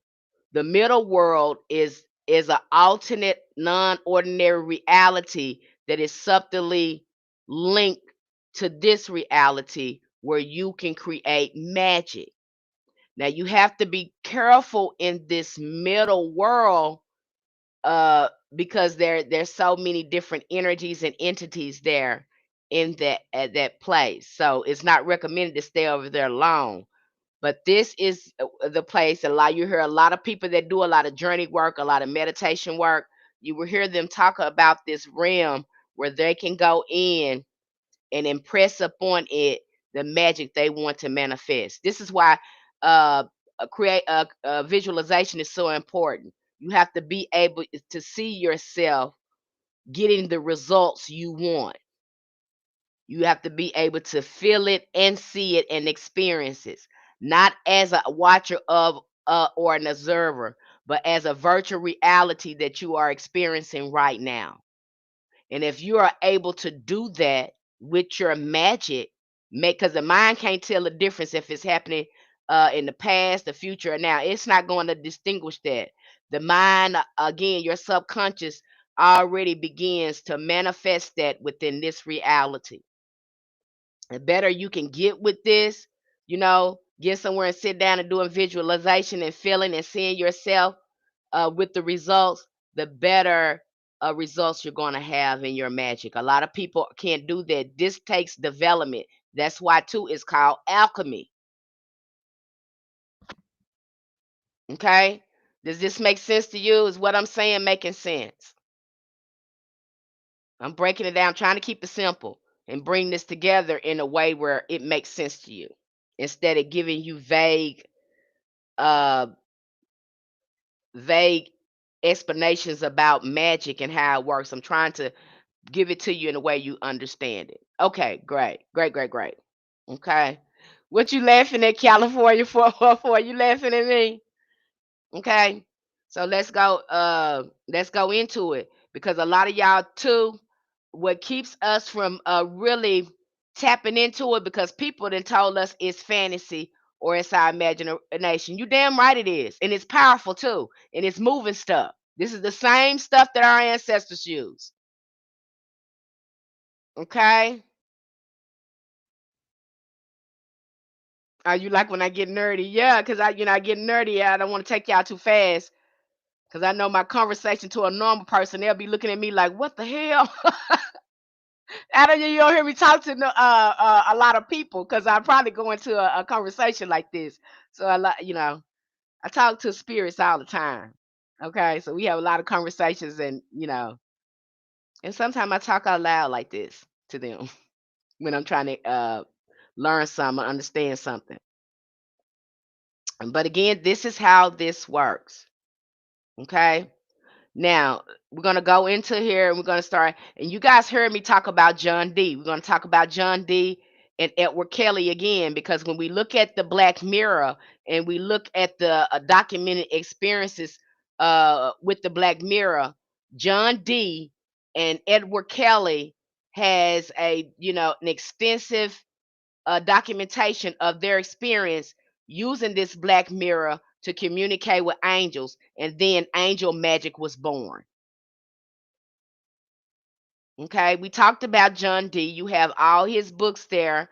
I've even posted documentations on John Dee and Edward Kelly to give you a greater understanding of angel magic and what is the other and scrying with mirrors. I talked about John Dee. We're gonna talk about him again, so don't worry. The French philosopher Henry Corbin, studying mysticism and Islamic esotericism, coined the term imaginal world to describe its intermediary plane of reality. He warned that modern people often confuse imagination with fantasy, reducing the visionary faculty to childish daydreaming. You're doing it on purpose. Now you're learning how to use your imagination to create your reality. You're going to have to look at it like that. That's what we're doing. Everything was born from imagination. So you can't just say it's just my imagination.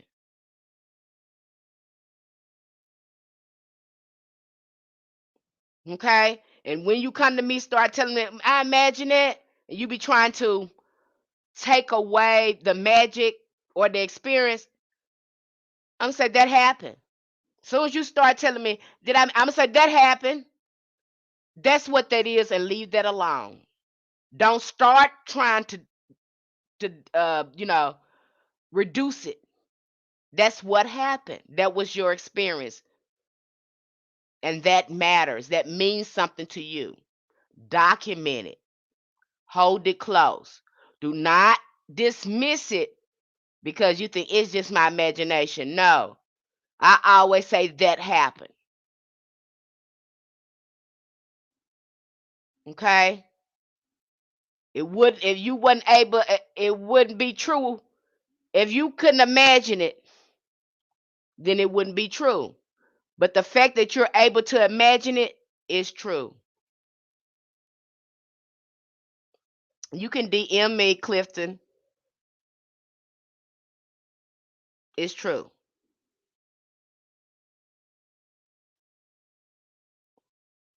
So we're gonna go there. I have people come to me, well, Miss Penny, because they will go back, and I guess when you're saying it out loud to a person and you hear yourself, people will be like, I just imagined, I just made it up. No, that happened. That was your experience. That is what, again, your transmitter, your mind, those are the things that you picked up. Okay, you're using your mind right now. You using it, been using it raggedy all of a sudden, and then the minute you use it the right way, you want to doubt it. We're not gonna do that. We're not gonna do that. Okay, you're asking for the information. Your mind is doing what you asked it to do. Do not dismiss. That's what it's there for. See, ain't nobody taught us how to use our mind, honey. They done used our mind and programmed it with a whole bunch of raggedy stuff. And now we got to get the raggedy stuff out. And then when we do come in contact with the good stuff, we don't believe it. And here I am trying to help your mind help you wrap your mind around that you have access to these this sort of alternate reality. Okay, we going deeper into this with path working. That's why you're gonna hear me beat down path working, because I gotta get you somewhere sitting down and going within. Ain't nothing on the outside gonna change until the inside change. See how it all work together? And if you at that ancestor altar, there need to be some type of meditation going on and divination going on. We need to be going in that astral realm doing journey work. You saw it right there on Black Panther. And then what a lot of us walk, my ancestors don't talk to me. They don't say nothing to me because you don't get nowhere and sit down and shut up. You want to follow other people. You think they better than you. You think you can't do nothing. If you think you can't do nothing, then you ain't gonna be able to do nothing, and then you're gonna be confused. So you keep right on doing what you're doing if you want to. You want to keep on following people. You want to follow the people that got the most followers, or who most popular, who look very pretty, or they say beautiful words. Beauty is skin deep, but ugly is to the bone. And a funky pair of lips will say anything. I'm gonna say that to you. Everything is sparkling and shine, and I always true. Some of us we fall in love with images, and we don't give a damn about principles. We love personalities. The person can be ragged and toxic, and some of us love them. Okay, this makes a difference, you guys. And I'm just bringing it to your attention. Okay, but in mystical traditions, imagination is a sacred organ of perception, just as a real as physical senses or intellectual thought. Thoughts are things.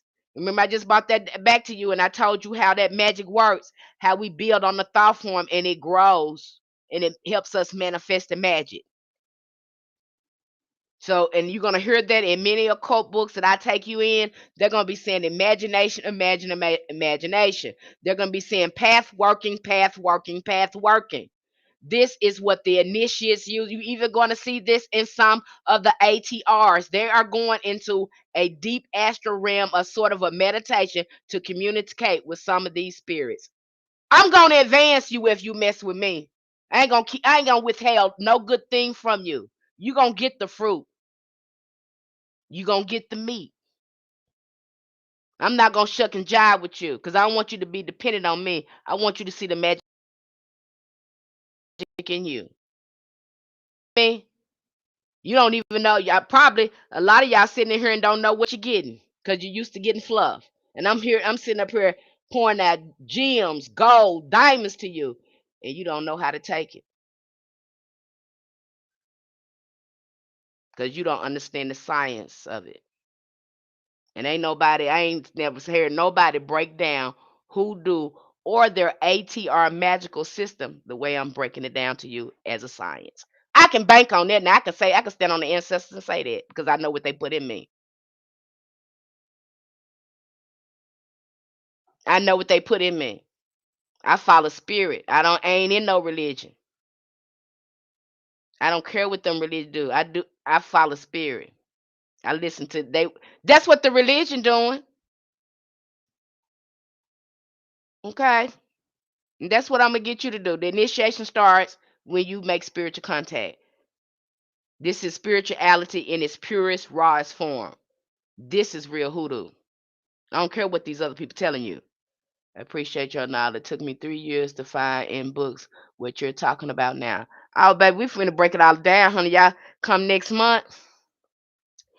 I think what I'm very excited about next month material because we start going into the mystery of black indigenous. We go into the mystery system of black indigenous spirituality, especially when it comes to path working and working with some of the voodoo spirits. Again, because you're going to learn path working, you're going to learn how to go into meditation and work with a lot of these deities. And they do it over there in the ATRs, but they keep that from you.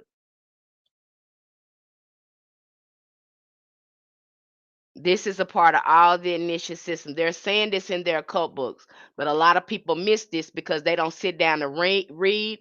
I don't know why the practitioners are not talking about this. I don't know. I don't know why. Yeah, you see them doing ceremonies and dancing and all that, but at some point they do that to go into a trance state. Most of them, that's what they're doing. They're going into a trance state, into another realm. That whether they're doing by dancing or getting somewhere by sitting down, you're gonna need to get in that trance state. We need to get into that realm. You have to get in there. Okay, and you getting in there through your imagination. And I know that's scary because you think you're making up. That's why we document and we do divination to confirm our experience in these realms. It is a science. We get somewhere and sit down and we do the divination. I just showed the example. I was in there talking to the ancestors the other day about what was going on with me, and I can feel too because of my emotions again. Nervous system so regulating. I'm starting getting a lot of feeling from them now, and I can feel the love they were pouring out to me, and they were talking to me, and I began to cry because I could feel the love they were pouring on me. And so every time I leave a journey, I always do a divination. And so I did a divination. And would you know the exact things they told me in meditation was the exact thing, the exact reading that I got. The same words. Couldn't make that up. I've got candles dancing and talking to angels. Is after joining Miss Penny's ritual, had to back up and sit down. Go on, California 444. Get that thing. I'll make sure you get some results. Okay, I'm gonna make sure you get some results because I'm gonna tell you to keep on doing it, back up, keep on, because that's how you have to. Spirits like when you have tenacity and you let them know, I ain't backing up. I'm gonna do this. I'm gonna do this. Oh, you gonna come see me? You gonna do this? You have to be like, who is that Joseph that wrestled with the angel? You have to do them like that, and they love that. They be like, oh, she ain't giving up. Oh, her faith getting stronger. Oh, we got to show up because she ain't backing down. She ain't backing down. Her faith getting stronger and stronger and stronger. They faith getting stronger and stronger. Every time they call out, we got to show up. We got to show up. Okay, they gonna start showing up. Okay, but if you ain't got no tenacity and you weak and you a wimp, then you ain't gonna get nowhere. Hoodoo is all about courage. That's why we got High John the Conqueror in it. And our ancestors didn't raise no wimps. They couldn't be no wimps. They ain't have time to be wimps. Okay? And you got that same ashe in you. Okay? You get them rituals started, you're gonna see you get consistent. Even when you get over there in the ATR, you're gonna have to have rituals that you do every day. Why are they doing this? To get you in contact with the spirit. So you can have more experiences so they can start showing up more in your life. That's why they doing that. We don't do nothing over here in hoodoo that they don't do in the ATR. You'll see that. The only difference is they calling theirs a religion, and this is a spiritual practice. This is an ancestral magic, so to speak. That's the only difference. They doing ancestral magic too. They just call it religion. Okay, same thing. And if you do it right, no good thing will be withheld from you. I promise. You got people.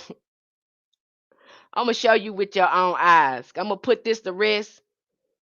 I'm gonna put this to rest whether or not you have to be in a religion to work with a lot of these spirits that's in the ATR. I'm gonna put that put the rest. You're gonna put it to rest with how your ancestors gonna be leading you, because all of us ancestral. Okay, but you gotta get somewhere and sit down and slow it down. And this ain't no microwave pop in the type of thing. These spirits, they like when you invest your time. They like when you ain't playing. You meant what you say. You ain't playing with them. You mean what you say. You trying to grow. You trying to heal. You trying to learn. You come here for your soul, so for your soul work and your soul lesson. You not playing. You came here to access your magic. Okay? And they see you like that, they're gonna start showing up. I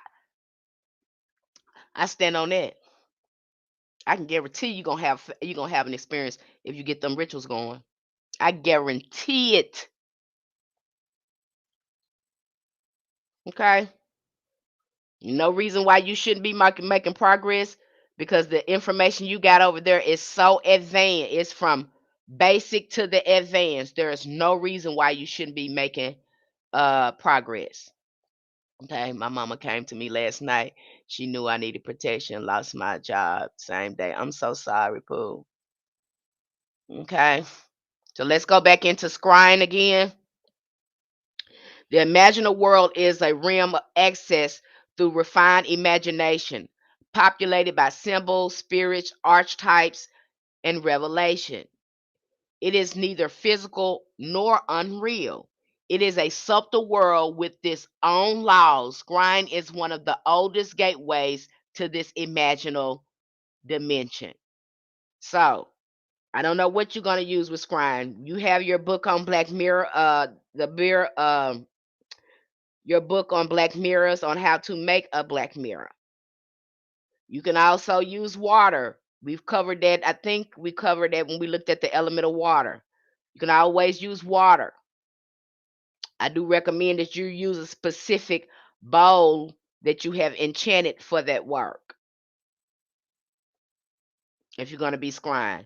And again, take your time with that. It may take you a while to develop that, depending on how strong your pineal gland is and how much astral light that you have built up. Now, if you want to build that up, your imagination, you're going to probably have to pull back from the TV and social media and start reading, probably do some reading to get that active imagination flowing. You got to get it going on. Got to get that going, because that's where the magic happens. I think one of the hardest thing to do when you see your magic, uh, you can get caught in that. When you are wanting something to happen, it is good for you to be in the first person. Do not imagine watching yourself. Some dreams you have, you're watching it. Some dreams that you're in it. You need to be in it. You need to be having the experience. That is, I'm giving you gems here. That is the key to the manifestation. Don't watch yourself. Don't imagine in the future. Imagine it that it's happening now and that you're in it. Having the feelings, being able to conjure up those emotions within you is only going to amplify the vibration. I can lay my hands on a goon railroad spice and see everything. Okay, that's a first for me. I would be listening in the chat at work tonight. Okay. They're the first person. So again, if you can't get in there and do that, and that's why the astral projection is so important. Is being able to create your astral body and stay in it. Okay, we covered astral projection or out of body experience. We covered that as well. to give you help you understand the science behind what we are doing. Okay, I hope this is making sense to you guys. To engage in scrying authentically, one must approach visionary experience with respect for its truth, even when it cannot be measured by scientific instruments. Do not judge it. Let it unfold. Your mind know exactly what it does. It knows what to do. When you set the intentions, let it do it. Do not do not judge the experience. Visionary states exist in a bridge realm where the ordinary world meets alternate reality. And see, they messing it up too with the video games, that virtual reality and all that stuff. They messing it up with that because you have a virtual reality in your mind. You can access that through your imagination. Okay, we going through that a little deeper when we go through path working, which I'm probably going to talk about path working here in a few more days here soon. And I definitely going to be talking about it again next month because I got to keep that in your face. And they're calling the path working. Uh, I guess that would be a correct term, but you got to remember that path working comes from shamanism, from the shaman be able to go into these different realms. All of it come from shamanism. They got all this science from shamanism, made it into occult knowledge and religions and all that. That's why we go with shamanism. When I first got into hoodoo, I felt like a shaman because the ancestors had me doing shamanic stuff. I was like, what is going on here? Why do I feel like a shaman? Why do I feel like a shaman? You got me doing shamanic stuff. I started going on journeys more. I started having spontaneous journeys. It'd be a song or something that would trigger uh me going into a altered state of consciousness. It'd be one simple song that would trigger. I'm like, what is happening here? So I began to have a lot of visions and going on a lot of journeys. The ancestors start taking me a lot of places and showing me a lot of things. Okay. So this again, do not dismiss it, do not judge it, document it, because what you will find is gonna shock you and knock your socks off when this happens. It's gonna be accurate. It's gonna trip you out when it happens. I love when it happened to y'all. I be laughing. I was like, see there? And it trips you out, trips a lot of y'all out when you start seeing it happen for yourself. But it be accurate. It be accurate without any help from you. Just your imagination. And you be getting the right answers. Okay? You're gonna see, get them rituals started. You're gonna see for yourself. When we stare into a black mirror, we are not merely looking into a tool, but into the hidden architecture of the consciousness, the ancient memory stored in spiritual DNA.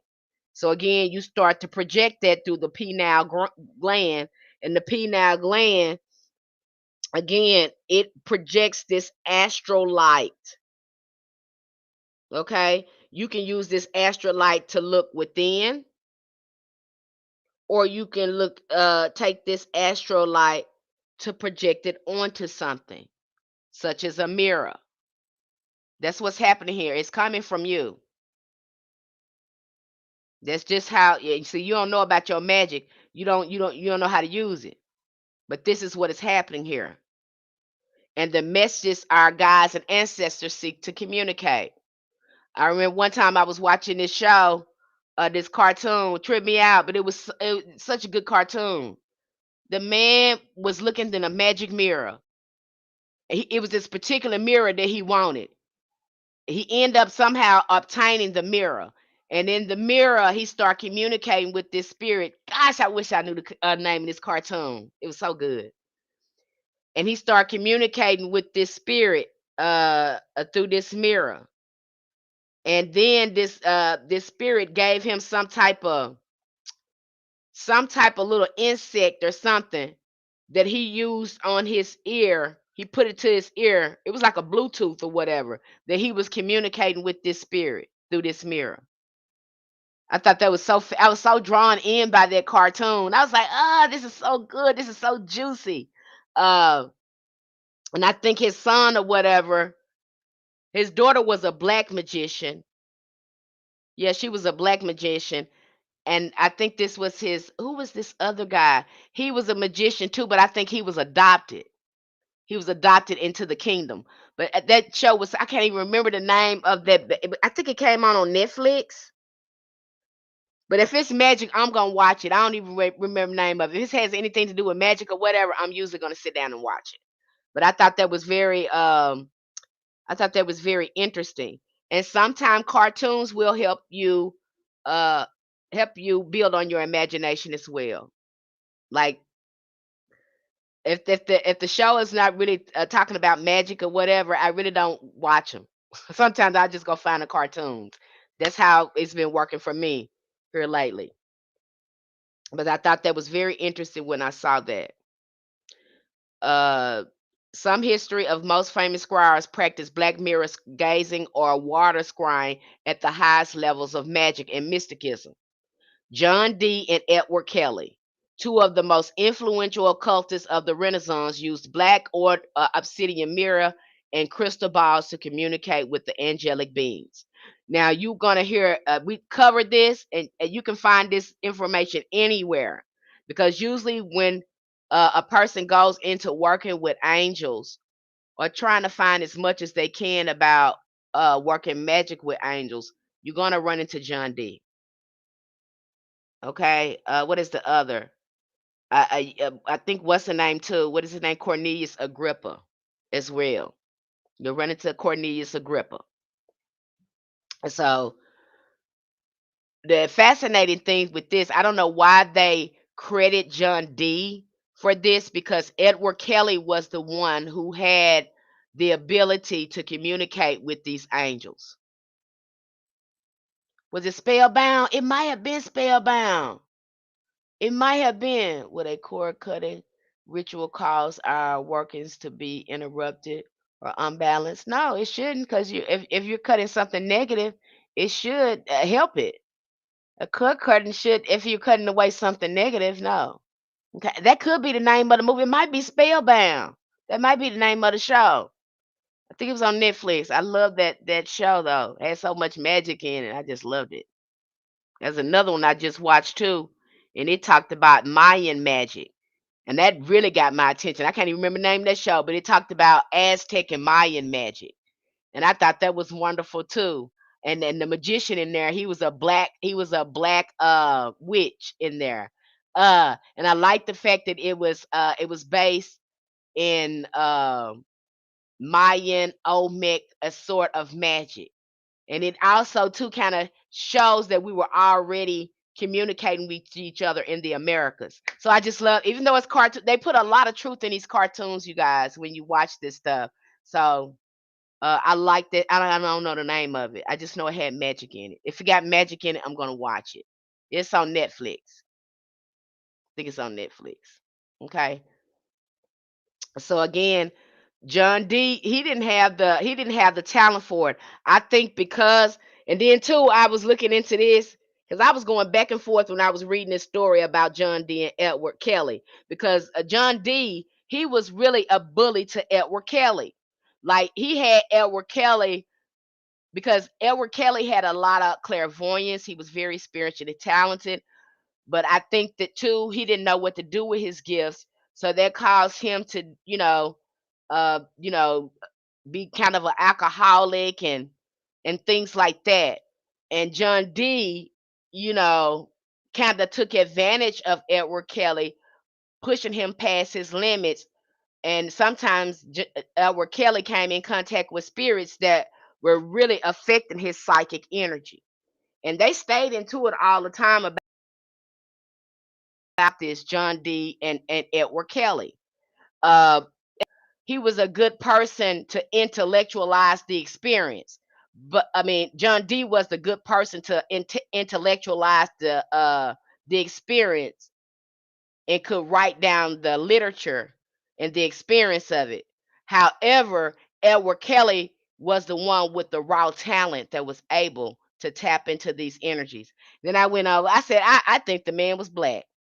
I said that sounds like it has somebody doing a black person because I mean when I look at the dynamics of their relationship, I said I wonder was that man black. I don't know, y'all. That's how my mind go when I start looking at these stories and stuff because my imagination get to going. Okay, I start forming pictures and images and stories in my mind like I'm watching a movie when I read this history. What if we're not sure it's the person we think it we're doing it a cord cutting with? I'm gonna answer this question. I'm answering this question in the chat, you guys. Shatur, would you please turn the air conditioner on, sweetheart? Thank you. Um, let's see here. Usually we're doing a cord cutting on somebody that is hurting us, that is draining our energy. Why else would you be doing a cord cutting? I would, a cord cutting is to cut. Either we're trying to cut something off the way these people are using our energy. We don't want to have those energetic cords to them. We don't want them to be able to access any of our energy mentally or emotionally. So, why are you doing the cord cutting? I don't understand that. You probably need to research cord cutting and the reason for them. Because if you have to ask me that question, you probably shouldn't be doing it. Okay? You probably shouldn't be doing it. If you don't understand that basic concept of cord cutting, because usually if you're cutting the cord because you know this person is misusing your energy. You no longer want them to be able to access your energy. You know who they are. Now, if you want them, you don't know who it is, you probably need to ask your ancestors, your spirit guides, please reveal my enemies to me, and then do a cord cutting. But doing that in reverse and you don't know, you're gonna cross yourself up.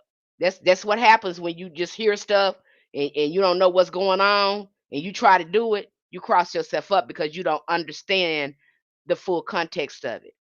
So you probably need to understand why you're doing the cord cutting. You don't know why you're cutting the cord, and you don't know who you need to be cutting the cord from. You probably need to ask your ancestors, your spirit guides, please reveal to me my enemies, my adversaries, and my foes. And when they reveal that to you, then go in and do a cord cutting. But the thing about that, when you do the cord cutting, what hangs people up is that you need to be prepared to place a boundary with them and stop being in their presence, or you open the door for the energetic cord to be reattached. You got to be ready to walk away from that too. Because if you still gonna stay in the space, you're still giving them access to your energy.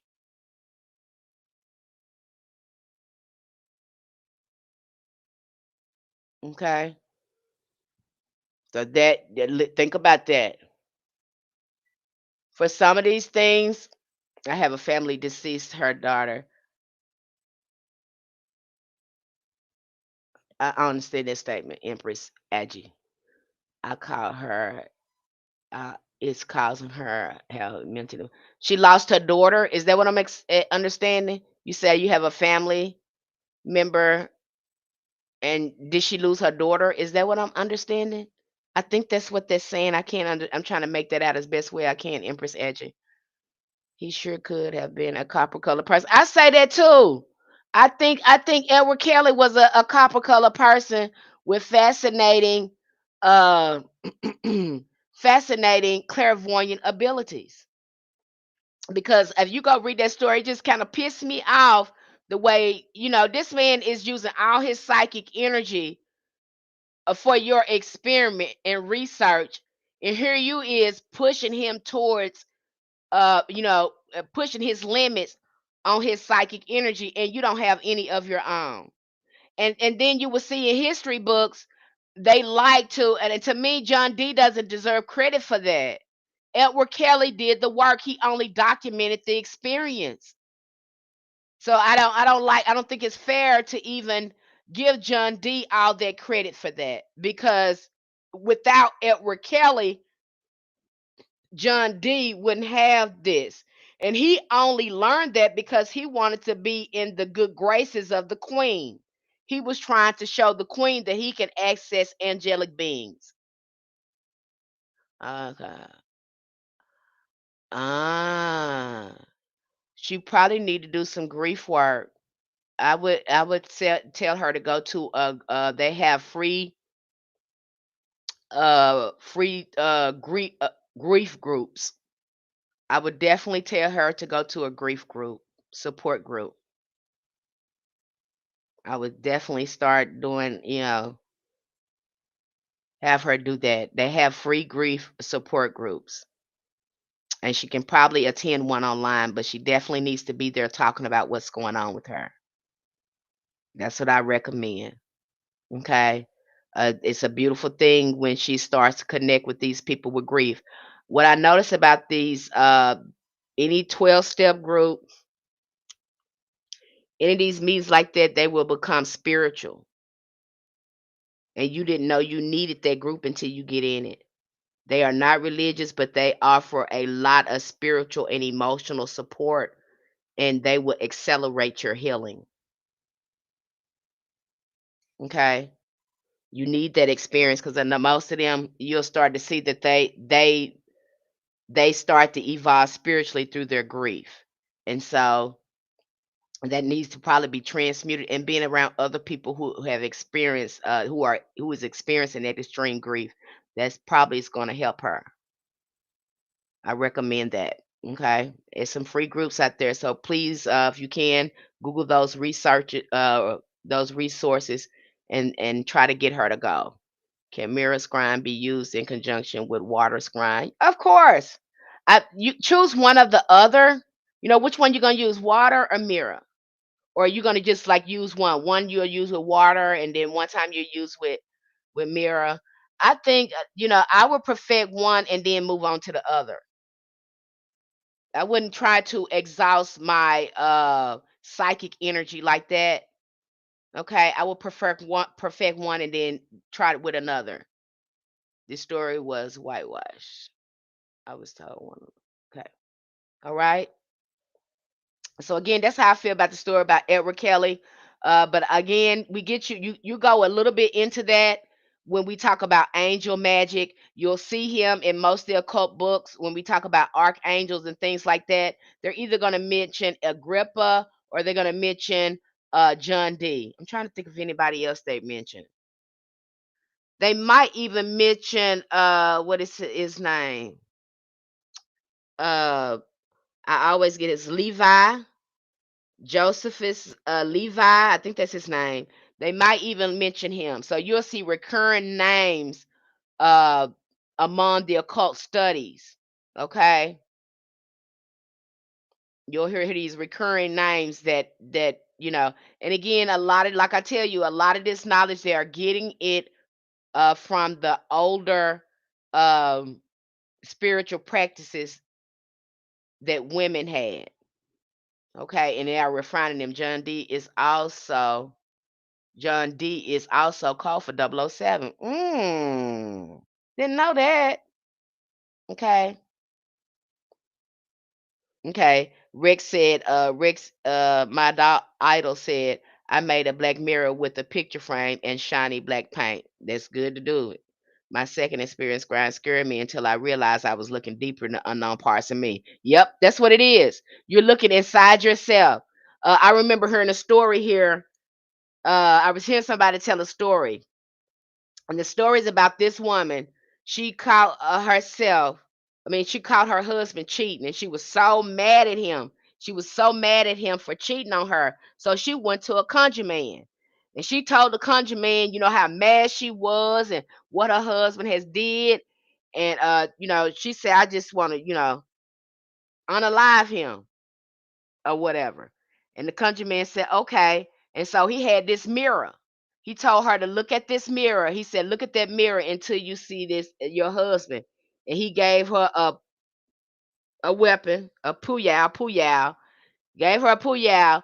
And he said, look into that mirror until you see your husband. And then when you see your husband, I want you to shoot him. And so she stayed in that mirror. She was looking at that mirror and crying. And she said she sat there for a minute till all of a sudden she began to see her husband in the mirror. When she saw her husband in the mirror, she shot him. And she saw him, in the mirror. He fell out and everything. It scared the woman so bad, she ran out of there. She ran out of there. And then weeks later, her husband was unalive by a pew pew. Okay? The conjure man helped her, but again, he had her to put in the work. See how he had her sit there and look at that mirror? He had her sit there and look at that mirror until she saw her husband. Okay? And so you see a lot of our ancestors did work like that. Okay? But she did the work. And that's why I tell you too, you got somebody doing work for you and you ain't got you doing nothing, you need to be doing something to ensure that it's moving along. Nobody should be doing work with you and you just sitting there. Some that don't work like that. You need to be doing something, okay, to move it along. I sleep in front of a mirror. Is that bad? I don't recommend it. If you can cover it, cover it. I don't recommend if you're gonna do that, make sure you're keeping it clean and protected. Okay, put some type of sigil or protection on it if you're gonna do that. If you can't move it, it's just in front. Make sure that you're keeping it clean, saging it or whatever, and putting a sigil in it. If you do that, that's what I recommend. Okay. So again, the mirrors are very powerful, and like I told you, some of our ancestors, and you will see that depending on where you at, you will hear people say, "Well, my grandmother had a mirror in her praying closet, and she would pray in front of her mirror." Mirrors also can amplify the word. They were using mirrors to amplify the prayers as well. Okay, you have people that can use mirrors. They put mirrors in front of their house to deflect any negativity. You can always, if some people put mirrors in the front of their windows to deflect any negative energy. You can also put mirrors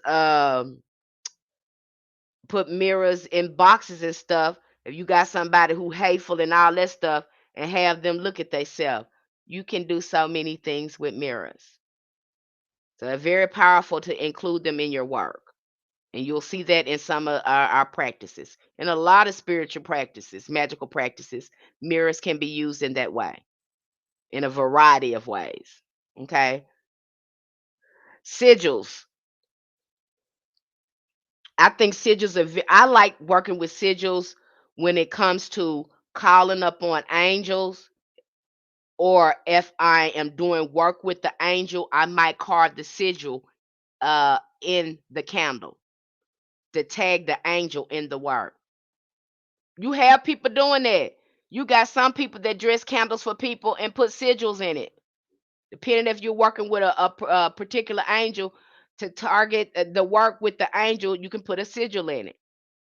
You have some people burning candles on top of sigils. You have sigils being used in mojo bags,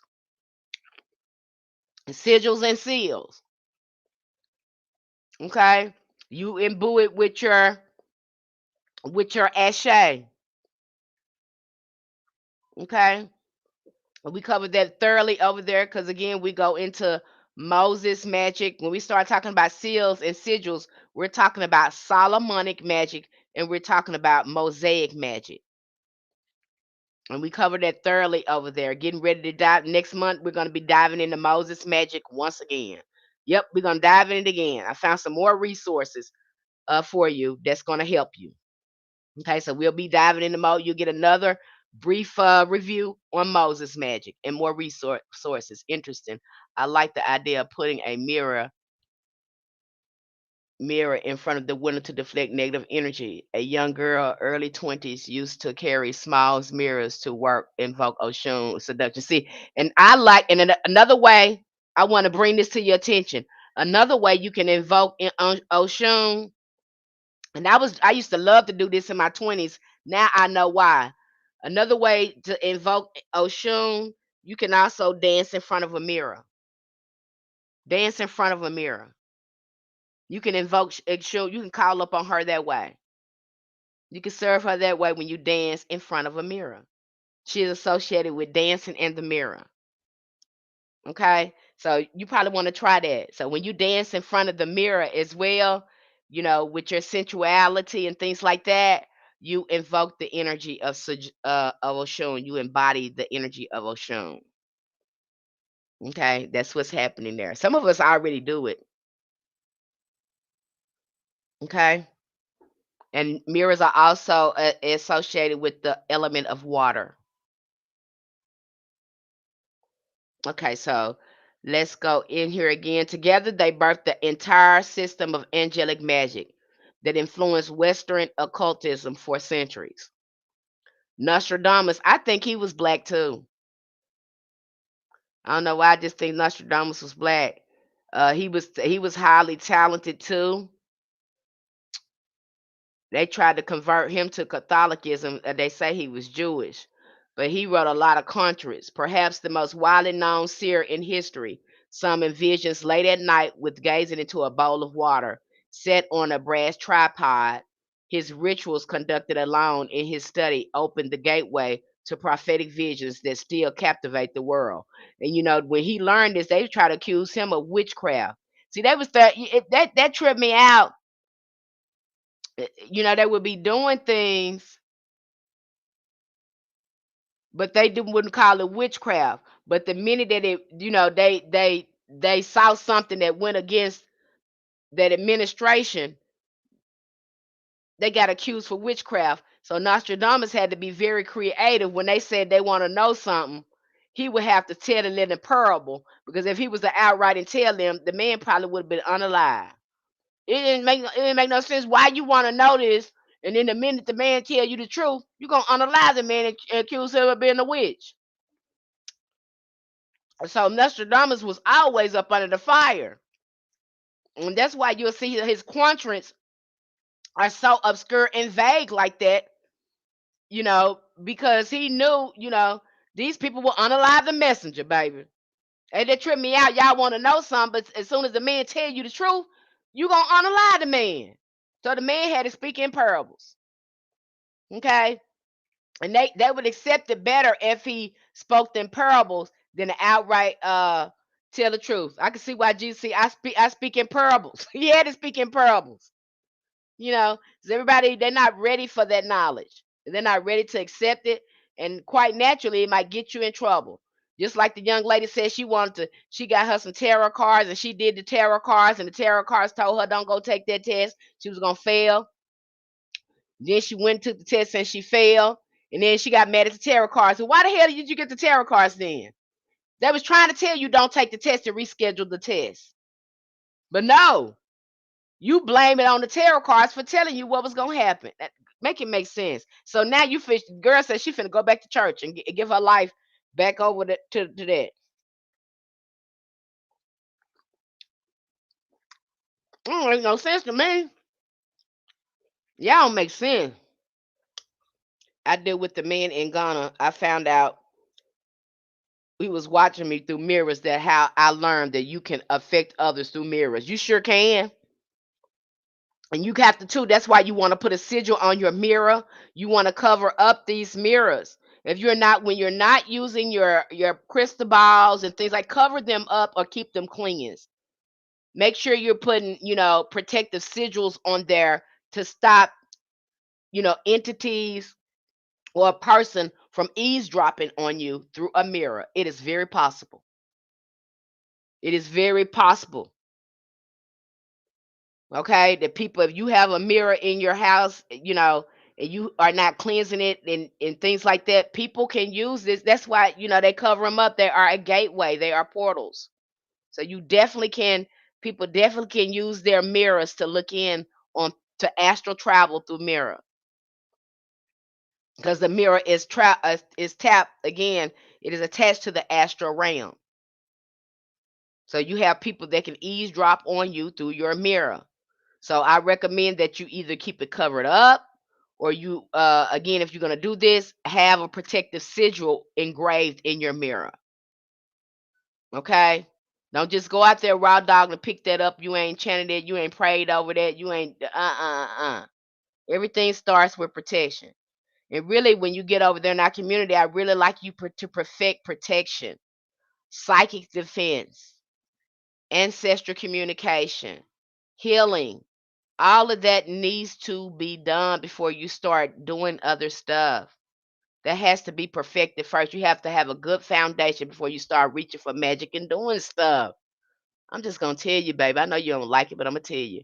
I keep mirror at my entrance, and when the bad energy comes in, they don't go past the mirror. That's good too. That's a good way to do that. Is it wrong to put mirrors in front of your front door? No. If you're trying to, maybe are you deflecting negative energy? Depends on how you using this mirror. Are you using with intention? What are you using it for? Intention matters. What is your intentions for it being there? Okay, can you explain the benefits to dancing like Oshun? Again, you have to remember that these spirits are not separate from us. They're within our collective consciousness as well. And so when we begin to dance, we begin to embody that energy. We begin to tap into that frequency with intention. Okay. Uh, Dancing also too is a sort of conjuring. That's why you see us do it. You'll see that in a lot of ceremonies that we are dancing, the ring shout going round and round. Again, we are conjuring our ancestors. What do you think praise is about? Praise is about conjuring. They're calling it praise, but these folks is conjuring. Okay? And they begin to dance, and what happens? They become mounted by what they call the Holy Spirit. It looks no different than what happens in a voodoo ceremony. Looks no different from that. Okay, now I'm not going to talk on the dragons and Kundalini energy. I'm not going to talk on that because that's not the focus today. Okay, I have my bathroom mirror covered up, but I didn't think to use a sigil. Yeah, you can use a sigil. Okay, I love to dance and have fun in the mirror tub. Now you can do it with intention. Okay, depends on what you got going on. But again, I don't recommend working with Oshun or any of these deities if you don't have a relationship with your ancestors. I don't recommend it. Okay, you putting the cart before the horse. It just don't make no sense and it's disrespectful. And then you actually think that this spirit is going to stay dedicated to working with you, and you know, you have no relationship with your ancestors. And most of these spirits that you are contacting is ancestral. They wouldn't be. You wouldn't even know about them without the wisdom and knowledge of your ancestors.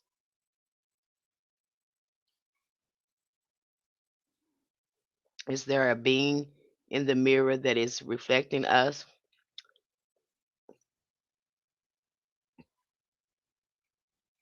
People have different opinions about these mirrors.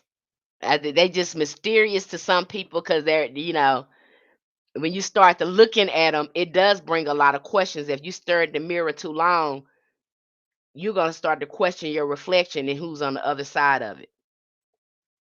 Okay, if you stare at that too long, and your faces might even begin to change depending on how you're looking at that mirror. I'm gonna say this: I do know that spirits have the ability to again see us through these mirrors. These mirrors are gateways to it's a portal to alternate realities. I can say that. That is much I will say. So definitely the spirits can work through the mirror. I can say that for sure. Okay, I hope that answered your question. I'm trying to answer it in a way. We know that's possible. So can another spirit be on the other side? Is it possible another spirit can work on the other side of the mirror? Absolutely. It's possible.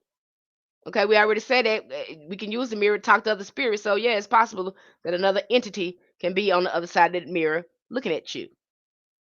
Okay? So yeah, it's possible. I hope that answered your question to the best of my ability. Okay. It's all in what you believe. You control your reality. Thank you. 0338. It said it perfectly. Okay. But again, since we know this and we know that spirits can access mirrors or whatever, we should be more mindful about them. Our ancestors believed that you can get trapped, that souls can get trapped in mirrors. Yeah, that's why they covered them and stopped the clock. Yeah, obviously it had to be some truth to it because they were true to that. They would cover up that mirror when the person passed away, they would cover up all the mirrors. So it has that, even though we can't prove that per se, everything they have done now that we see has been true. So I got to believe that that's true. So yeah, that's what they say. If our ancestors said that, that's what that is. Okay, they haven't been wrong yet.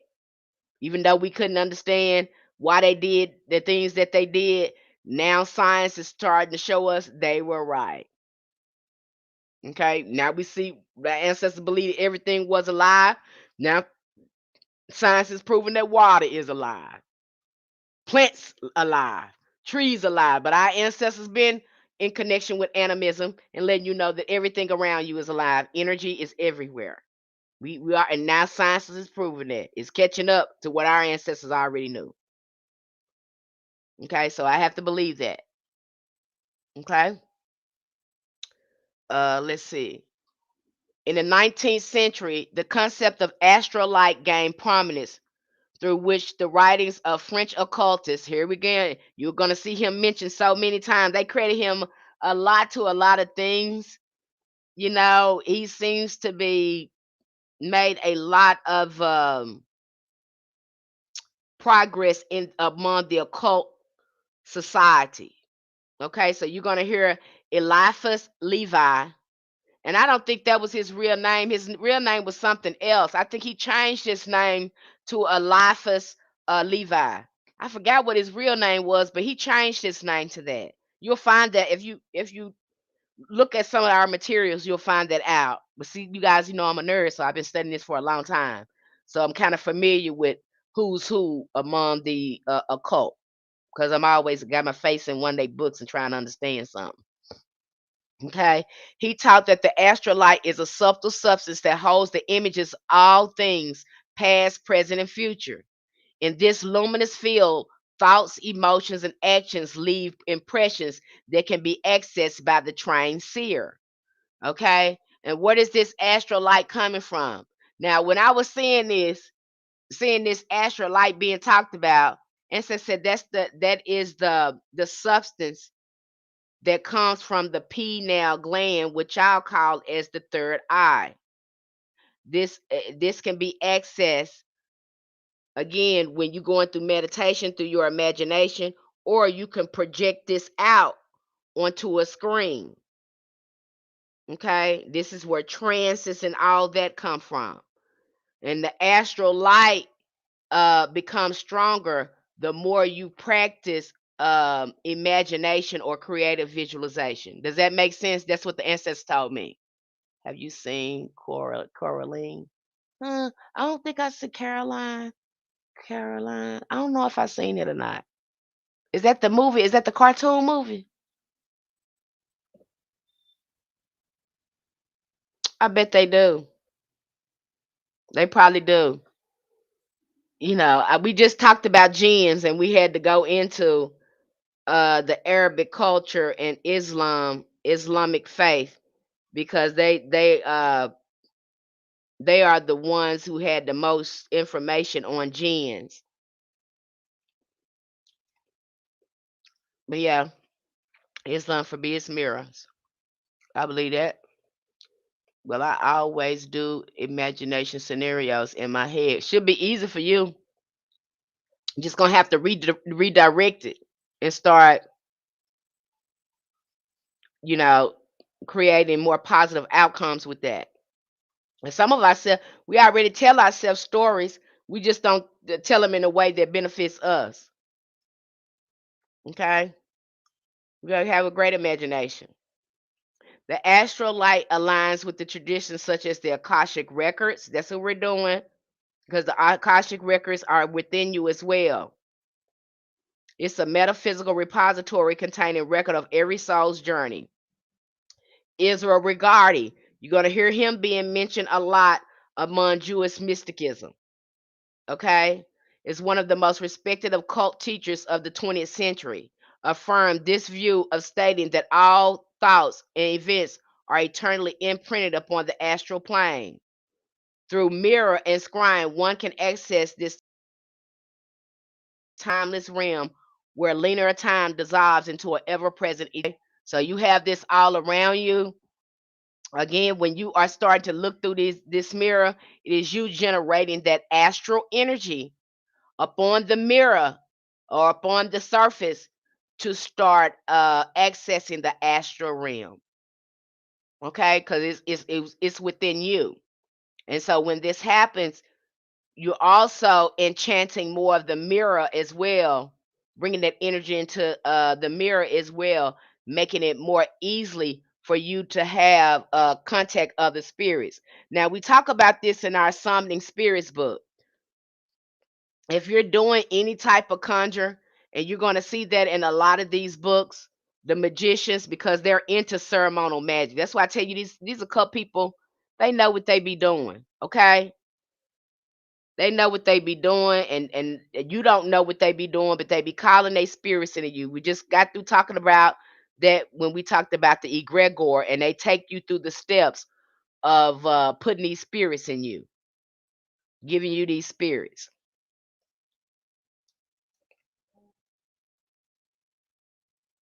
Okay. So when you start doing conjuring, instead of doing the evocation, because they're gonna want you, they're trying to get you to evoke a spirit on the physical realm. I do not ever recommend this. Do not try to evoke a spirit on a physical realm by commanding and demanding them. I do not recommend it.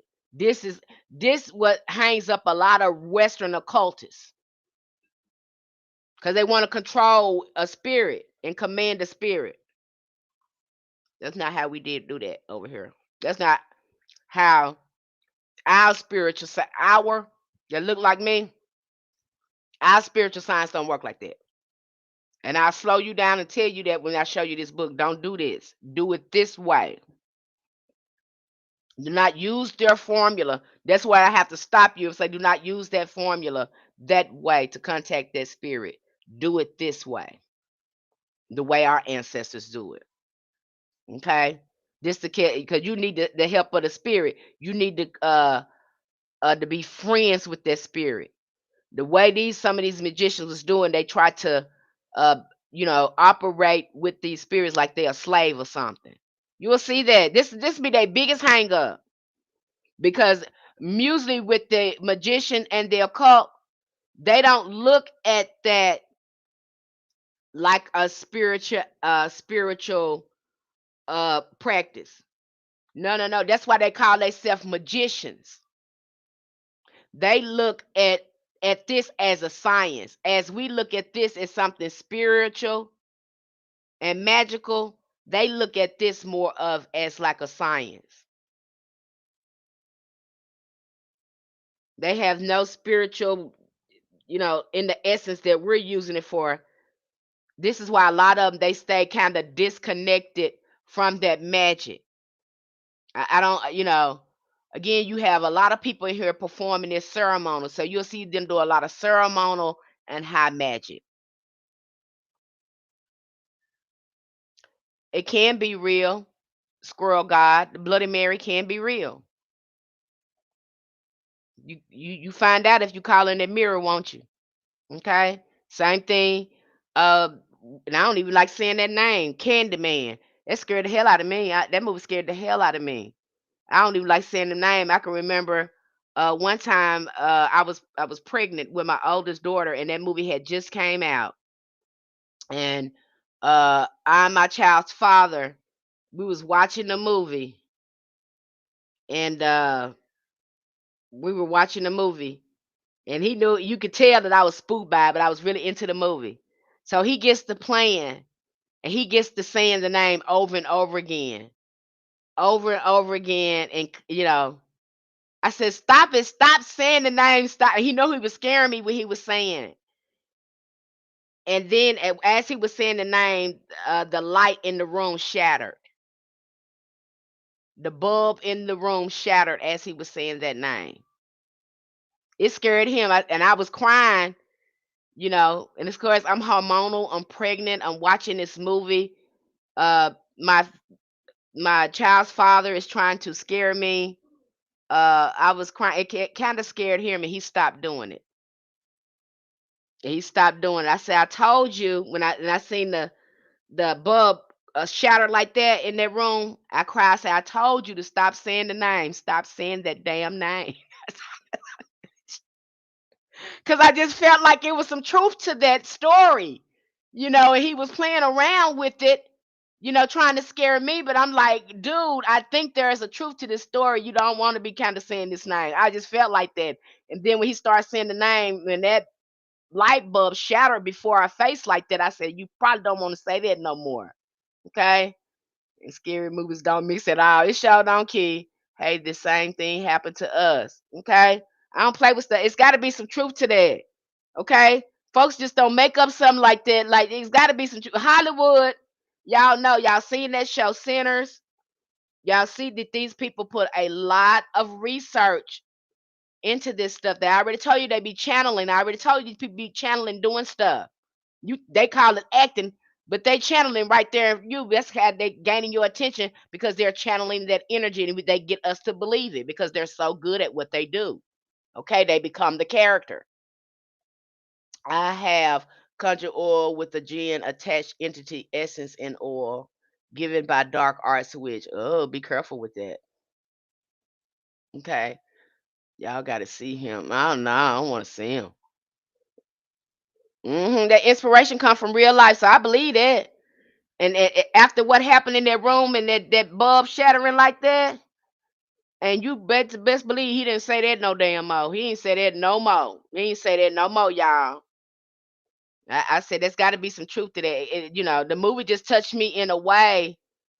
I was like, this shit just seemed too real, And it didn't help that the fact that there's really a project there in Chicago named that, and some of the events line up with the movie. Like, talk to some of them people that's from that area, because something to that effect did happen, you know. So there's something going there. And then you got the girl on here. She don't make it no better, Lord. What's her name? Cat G. Do Chicago paranormal. Honey, she don't make it no better. You can't do nothing but believe it, because this child, she come over here and talk about her paranormal experiences in Chicago. And I'm like, damn, I can't do nothing but believe it, because this child right here done had these experiences, you know. And she had some very interesting stories. And I'm just like, wow, that makes you think. It makes you really think about that story about Candyman. Okay. So through again, you can again use these mirrors to look in on people. Uh, you know, and I was hearing something about it can be used in a way for astral travel. So the ring is real, because technically phones and TVs are mirrors too. Yep, that's right. I have no experience to working with gin, so I haven't used the oil. I recommend that you don't use that. Don't use that, baby, because you don't know nothing about that. You don't know how it works. We just talked about gins. Gins are fire spirits. If you do not have a relationship with fire spirits, you're not used to working with elemental energies and things like that. I don't recommend that, especially, be careful with that. That's all I say. That's all I got to say with that. Be careful with that. Be careful with things like that. Him hidden in movies. Yeah, okay, yeah, okay. Yeah. They hide them things in movies. It's a lot of truth in these movies. Okay? Because these politicians, they use the lie to tell the truth. But the movies use the truth to tell a lie. They want you to believe it ain't real, but it's real. It's very, very, very, very real. Some of that stuff is inspired by true events. It's not made up at all. Okay. William Britton, a Boston spiritualist writing in the late 19th century, explained the role of magnetism in scrying. According to him, gazing deeply into the reflective surface, such as a mirror, crystals, or fluids, sends magnetic rays back into the eye. Again, just like you would a camera, sort of like they say our vision works. Okay, reflective lights. This is how this astral light begins to ooze out and begins to project itself upon the surface that we're looking at. That's just like with tarot. The clearer your mind is and your intentions about your reading, because if you come in there with a reader and your mind is all over the place, your reading is going to be scattered. But if you come in there with the intentions and you know your questions and you know the answers that you want to receive, your reading is going to reflect that. I can always tell when people have been going from reader to reader to reader. I really don't like reading them like that because that energy be scattered.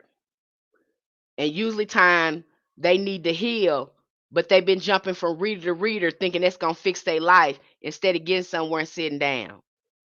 The reader can't fix your life. They can tell you what they see in your life and give you the guidance. But if you don't do the work, your life ain't gonna change. I don't care how many readers you go to, your life's still gonna be raggedy. It's gonna get even more raggedy with you trying to do that. People do that. Readings do not fix your life. They tell you what's going on with your life, give you guidance, and you follow it. When you follow the guidance, then you're reading the change. But just because you go to, I don't like what she said, I'm gonna go over here and get this reading. I don't like what she said. You gonna keep on you crossing yourself up. And by the time you get to me, you gonna tell me, a real reader, everything somebody else said, instead of receiving the guidance that I'm giving to you. Because you done been to 100 million readers thinking that's gonna fix your life.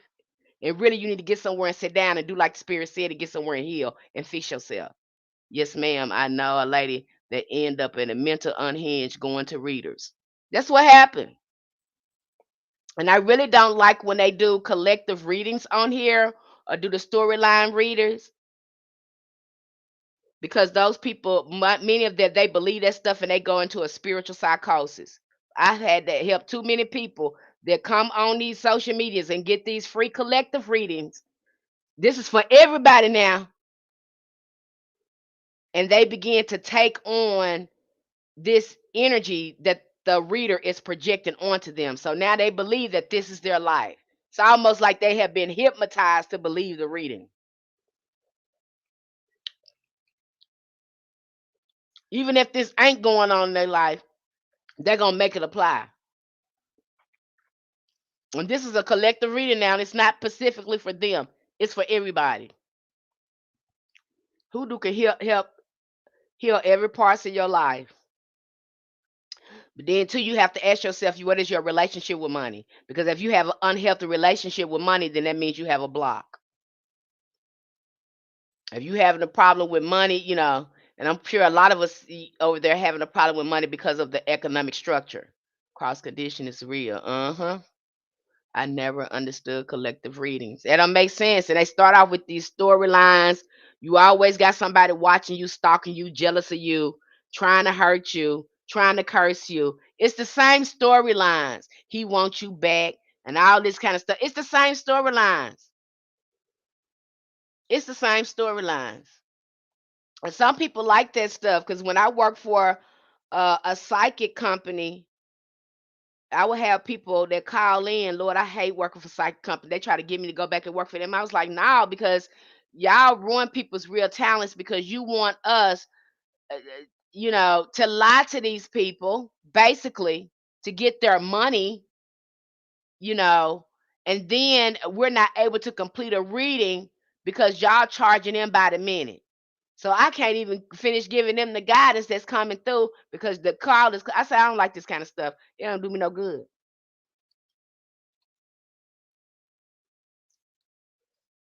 They tried to get me to go back out there. I said no, I'm not doing it.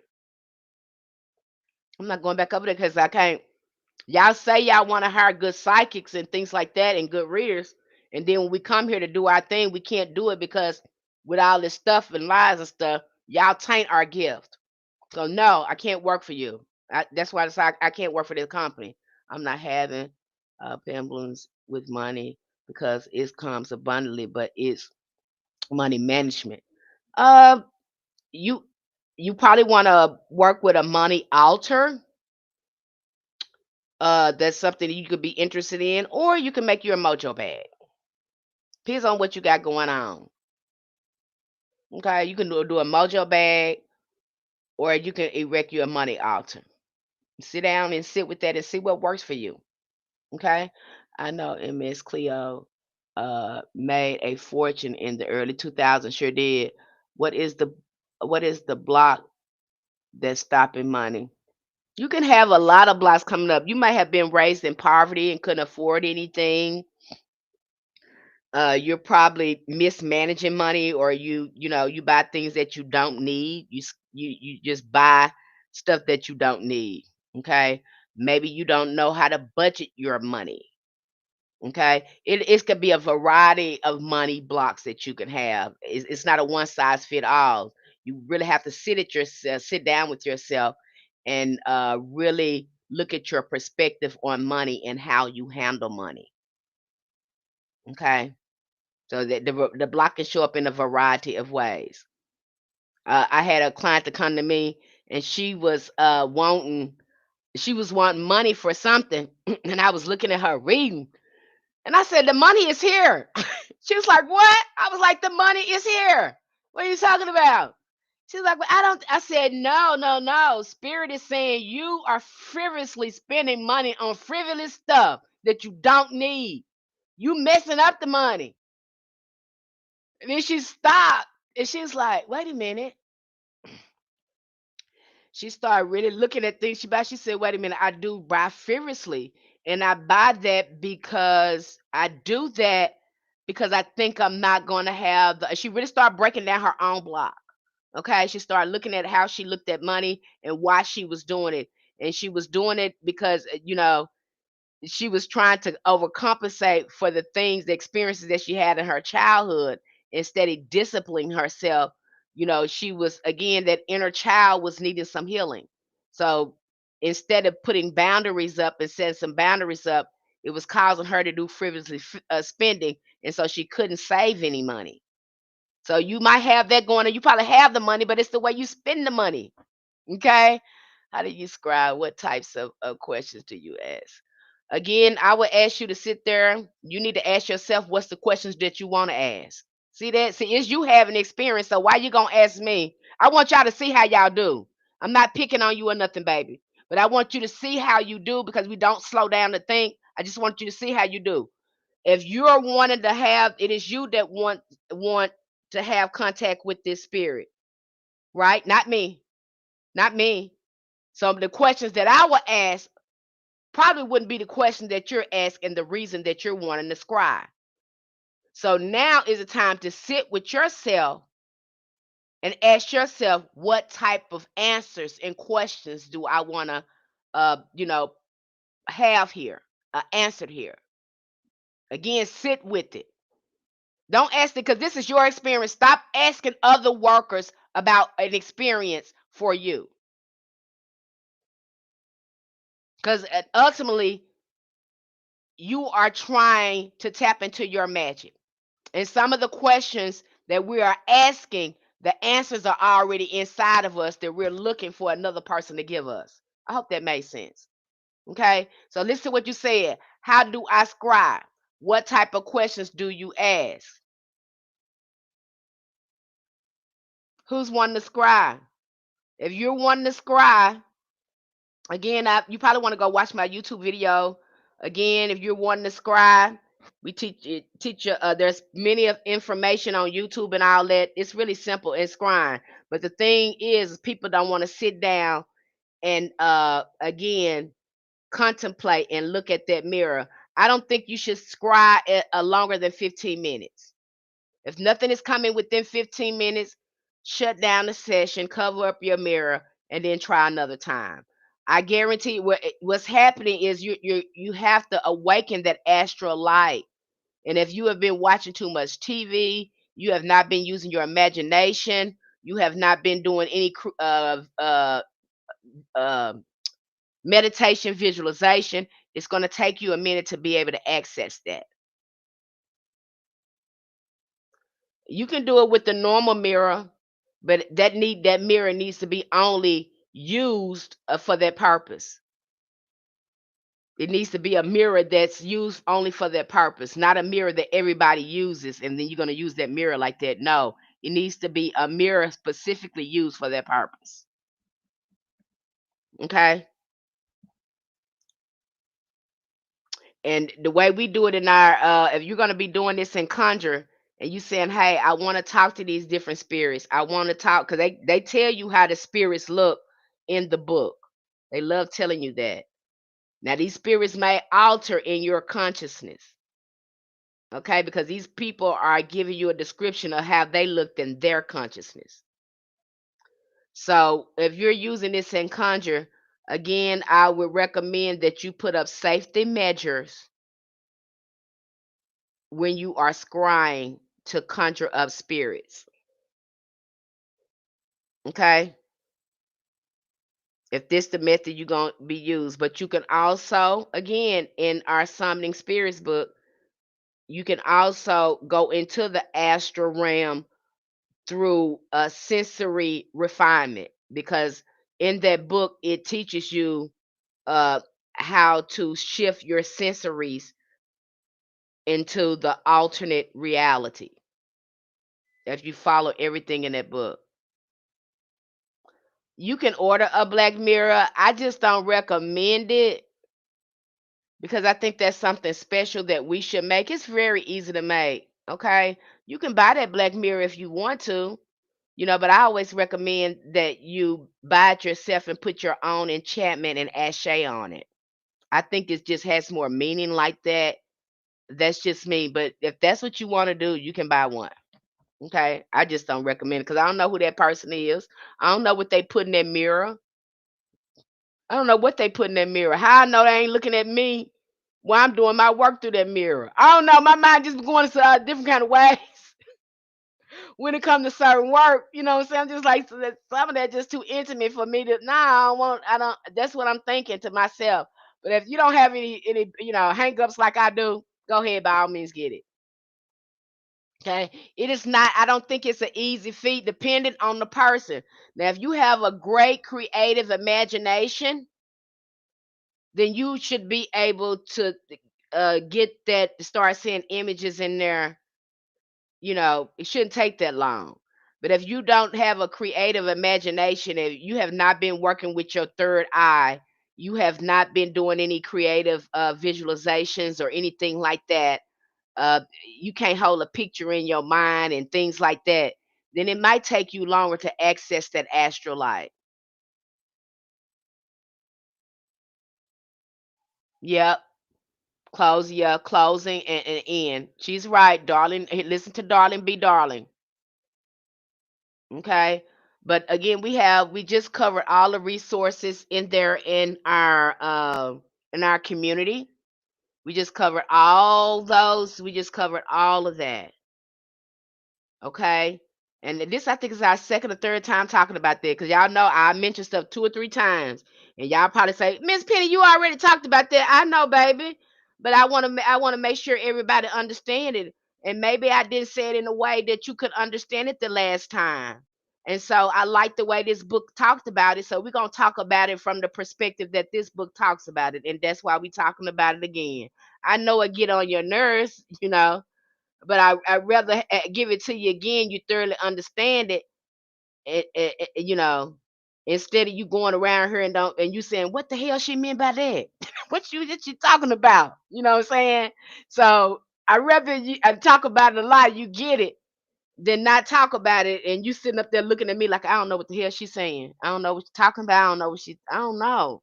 Okay. So, and then we always have new people coming in.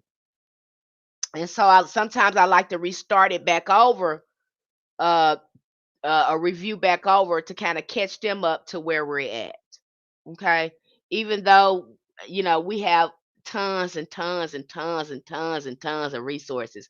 If your mind is hungry for knowledge, and you're hungry to understand the ins and outs about hoodoo or our ancestral magic, this will be that community is going to be heaven for you. It's going to be heaven for you. I promise you. I promise you, it's gonna be heaven for you. If that's what you saying, you need all the books and the resources you need to see for yourself. You definitely gonna get it over there. I promise you. And the way I mentor you to get results. I don't teach you no spells. I want you to be in contact with spirit. You need to be in contact with your ancestors. Then you're gonna be more confident in the magic that you create, because you're gonna need to be working with a spirit to do it. Ain't no sense in showing you no magic if you ain't got no relationship with no spirits. You can the community is on Patreon. You can click the link in our bio and you can get over there. Okay, if that's something that you interested in. Uh Now most of the times, I see what's the name putting Malivian in there. I get you over there. We only gonna have you working with good spirits. Okay, that's it. That's it. Again, we got to get your nervous system regulated, because these folks that messed up our mind, our spirit, all the stuff they done to us. We done, inherited generational trauma. So I got to get you looking at that and get you to healing and loving on yourself, because we don't know how to live and love on ourselves. I'm gonna be recommend a lot of damn self care on there. You're gonna get mad at me because I'm like self care, self love. Sit down, go take a bath. Now you need to sit down and slow down. You don't need to be doing a whole bunch of stuff. Okay. Because you got to have that. You got to have that. Somebody they took that away from us, and they don't want us to give us ourselves proper self care and self love. But if you're giving yourself that, that's how you're gonna be able to access that magic. Got to get you out of survival mode and get you into thriving mode. Just say Bolivian next time. Think of no, say just say Bolivian next time. Okay. Okay. Seek of knowledge is in that chat, honey, Lord. Okay. So did y'all did I have I lost anybody when it comes to mirrors? And again, if you're just coming in on this TikTok live stream, don't worry about it. Jump over there to the YouTube. It's the same name over there. It's the same name. You can watch this whole live stream. Okay. If you're interested again in a hoodoo community, you want to learn it. You want to come up with your own magic. You want a relationship with your ancestors. You want to do it in a way that brings results. Then you probably want to get in our community. I don't bring no fluff. I help you find your magic. That's what I do. Okay, I get you in contact with working with ancestors and angels and get those rituals started. And I can guarantee you without a shadow of a doubt, because I know the spirit, I trust the ancestors, and I know what's real. I know if you keep them rituals up, you're gonna run into an angel or ancestors. Ain't no other way they gotta show up. Okay. Join our community. I just went in there the other day, and guys, I said I would make a servitor, but I'm looking at it now. I said I might have to work with a servitor because I don't have the tools to make a effigy or a mojo bag or a nation bag. I said I might have to make this. I was taking my community. They was like, "Well, let us know how it turned out, Miss Penny." I'm like, I'll let y'all know, because I can't get because if I don't have it in a way. I don't have the all the tools in a way where I would feel confident in making a mojo bag. So that was like I might have to work with the servitor. I never thought I would be saying it, but hell, I'm saying it because I don't see no other way to get what I want done. Uh, I would just have to use a servitor, and it's the same as using a mojo bag or a effigy. I'm just now gonna have to do it again. Use the power of my mind to create a servitor instead of using a mojo bag or effigy. Hope that makes sense. Y'all know I'm nerdy, okay? I talk about this in such a nerdy way. I'm sorry, you guys. Okay. So again, when you start looking in that, These rays stimulate the brain and charge it with astral light, inducing trance, mediumship, and visionary experiences. This self magnetization, now you had them calling it too magnetism. You have this too, they be calling I just that concept just didn't make sense to me. When they explaining this as magnetism, I'm like, I don't like that concept. I don't know why. It just don't make sense to my brain when they're using magnetism to explain it. I don't like that. I like the term astral light, makes more sense to me than self magnetization, because that's what they're calling this, a softness, the boundary between the conscious and the subconscious mind, creating the perfect internal doorway for spiritual perception. So basically saying you're opening up your third eye. Okay. And you guys, if you're one fast result, you got the one thing about this, and I know you thinking too, I want to explain, and I'm sure other practitioners, if they're, consistent with their practice, they can attest to this. You have to slow down. Believe me, when you start slowing down, it's just almost like the Matrix or Doctor Strange. You will start to see time morph and start to work for you. It will trip you out when you see it. You be like, "Oh my God, it's like time ain't even moving." It's like, "Oh my gosh, I got so much time for everything." Okay, it almost like you quantum leap. It's almost like something happens. Okay, you're not working with the same time as other people is working for with. And you will start to think that you ain't got time, but once you start slowing down, it's something. I can't even put it in the word. You'll start to see time start to work for you. You start seeing everything falls in divine timing, and everything begins to work. Time begins to work for you instead of you working against time. Time start to work for you. It would be no such thing as being late or being behind or any of that. It's a trip because it's almost like you're living another reality. You could tell your magic world is being created because time don't impress upon you the way it impresses upon everybody else. I hope that made sense. Is it possible to talk to a cat because it's spiritual? Yeah, cats are very spiritual.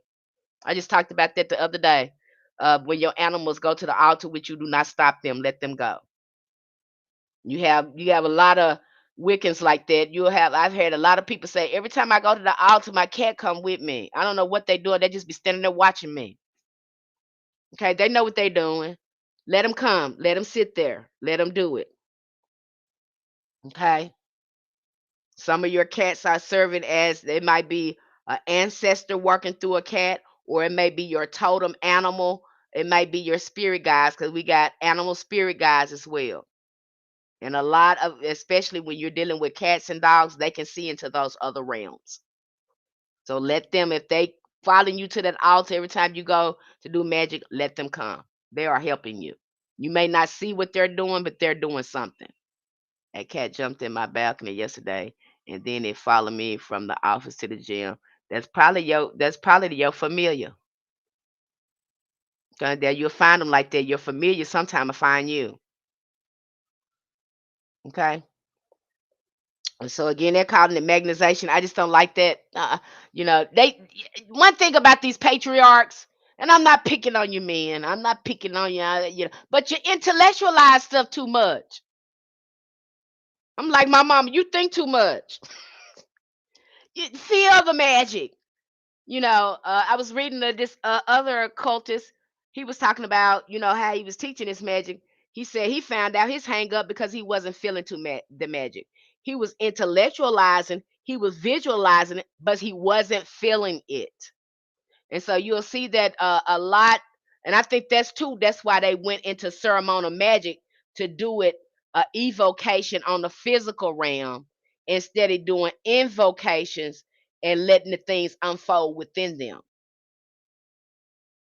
Okay, so you have them too evoking these spirits on a physical realm. I do not recommend that, not unless you have been into high magic and you're very skilled. It takes a lot of energy. That's why most of them have to do this in groups. You have to do this to group because most of them want a full manifestation of a real spirit. And you got to remember that this is coming from your this astral energy. This ashe is coming from you too, to for this spirit to come on the physical realm. It was a book we just got to reading. It was the angelic elements, angels and the elements. Where was it, Joseph? I think it was Joseph Eliphas.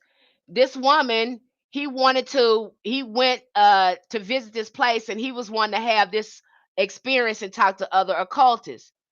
Where the other occultists, kind of shunned him about his work. And so he ran into this other woman, and she was telling him about this spirit that she wanted him to conjure. She had a spiritual talent too. I have to go back and read the book. I done read so many books. But she wanted him, she heard that he can summon spirits. And so you can't believe the kind of stuff he had to do to evoke that spirit on the physical realm. It took him 12 hours. He was totally exhausted, only to evoke the spirit. And if I'm not mistaken, he was wounded in such a way by the spirit. And I'm like, why would you even do that? It took him 12 hours to do this. So it takes a lot of energy to do this. And he was totally exhausted by the time the spirit manifested itself. I do not recommend that. It just takes too much energy. And that's why you see them do it in groups. Men more let brain dominated. Logic, reason, feeling, and emotions can be foreign to us sometimes. Yeah, I know secrets of no. And I heard who that said that. I think that was Black Magic Mike in here. He said, he said, he said, yeah, Miss Penny, I never heard it like that. We intellectualizing it. We need to be emotionalizing it. But yes, you have to feel that because it's called emotions, motion. Stuff got to move. Stuff got to move. You got to tap into that. You have to, because you got to get it going. You got to feel the magic. You got to feel it because that's what's going to get it going. That's why they use our emotions again against us, because they feeding off of them. Once you get to regulating your nervous system and you start to use your emotions in your magic, you stop letting people feed off you like that. Okay, I'm a Cancer and a Virgo rising, so those fit as me as a man. So you have to feel it. My thing too, if you know you're trying to bring success, you need to imagine how I feel if you won $1 million. We need to have that feeling. If have that feeling. Okay. If you know you want this job or whatever, how do it feel to have that job? How would you feel if you to feel it like it happened right just now? Not just picture yourself getting it, but feeling the excitement and the pleasure of getting the job. Does you no good to picture it or whatever if you can't feel it, because that's what's gonna move things in motions, the emotions. Don't intellectualize, emotionalize, Magic Mike. Yeah, Magic. That's what Magic Mike told me. He told me back then. I said that, but he put it in better words. He put it in the terms of what I was explaining. He turned it around and he made it a mantra for him. You know. Good night, Miss Penny, and everyone. Thanks for the insight, engagement, Miss Penny. I hope my boss don't come in my office and catch me giggling to your replay tomorrow like he did this morning. Okay, Black Magic Mike, thank you for coming. Love your engagement. Love when you guys attend and engage. Okay. Key is manifesting. Yeah. So you have to feel it. So you can visualize all you want to. But if you can't feel it and live it, and like I said, stop observing yourself and start getting in it. You need to be in it like you are living it. Okay. You know how you have those dreams where you're in a dream and you're seeing things that happens. Okay, you see yourself in the dream doing stuff. Then you have a dream where you're actively in it. I mean, it just seems so real. Sometimes you wake up huffing and puffing because the dream seems so, because you was in the dream, you were living the dream.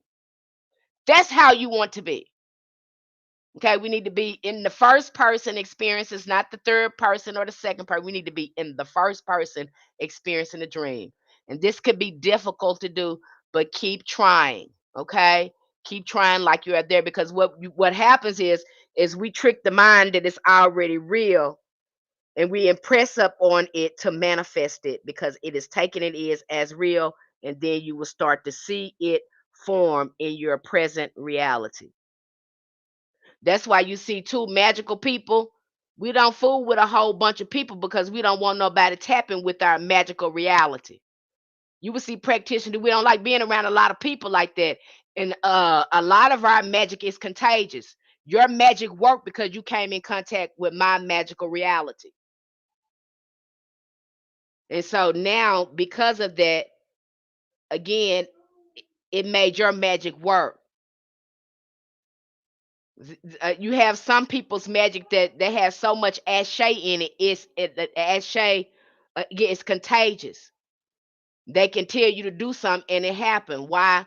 Because they live firmly into their magical reality. That's why I tell you, hoodoo is a way of life. You got to live the magic. Vision boards is a good way to manifesting for a new car. Sure is. But see yourself in your new car. See yourself driving that new car in the first person. Like you already got it, like you're doing it right now. Not looking at yourself doing, but in the car, driving the car, looking around in the car, seeing what's in there. Okay? That's what's going to help it. That's what some of us are missing. Instead of visualizing, like it's a picture or a movie, we need to be an actor in the movie. You become an actor in the movie. That's what needs to happen. They taking that away with these video games. You see how you doing the video game, how you see in what is that? What's that game y'all like to play? Is it Call of Duty or what's the other one? Where y'all shooting stuff and getting cars and stuff like that. Grand Theft Auto. See how in the first person it shows you holding the gun and y'all be playing these games. It never shows your face. It's showing you are right in the game with them, with the thing playing. That's how your dream need to be. Is that helping you? Did that help you? Did I explain a lot? That's how your visualization need to be. It need to be just like you is in those video games. Like you holding it, doing it, everything. They taking it away from you. You know, I had somebody. I was with somebody. They said all I do is dream of video games. I play them so much. He played a video game in his sleep. That's what he said. But Dad wanted to say, man, they taking away your magic because now you dream about the video game. You could be dreaming a whole damn life, but you stuck. Now your consciousness stuck in the video game. You can't do nothing but dream about the game. Okay. We talk about this a lot more. A good movie to really watch about this. I talked about that is Inception. What is the other movie about that boo hag? I forgot the name of the movie, but again, movie about that boo hag coming in people's dreams. Was it Doctor Sleep, Mister Sleep, or Doctor Sleep, Sleep Doctor, or something like that? That was in there. They've been telling you without telling you. Okay, that's where it is. Inception is a good one too.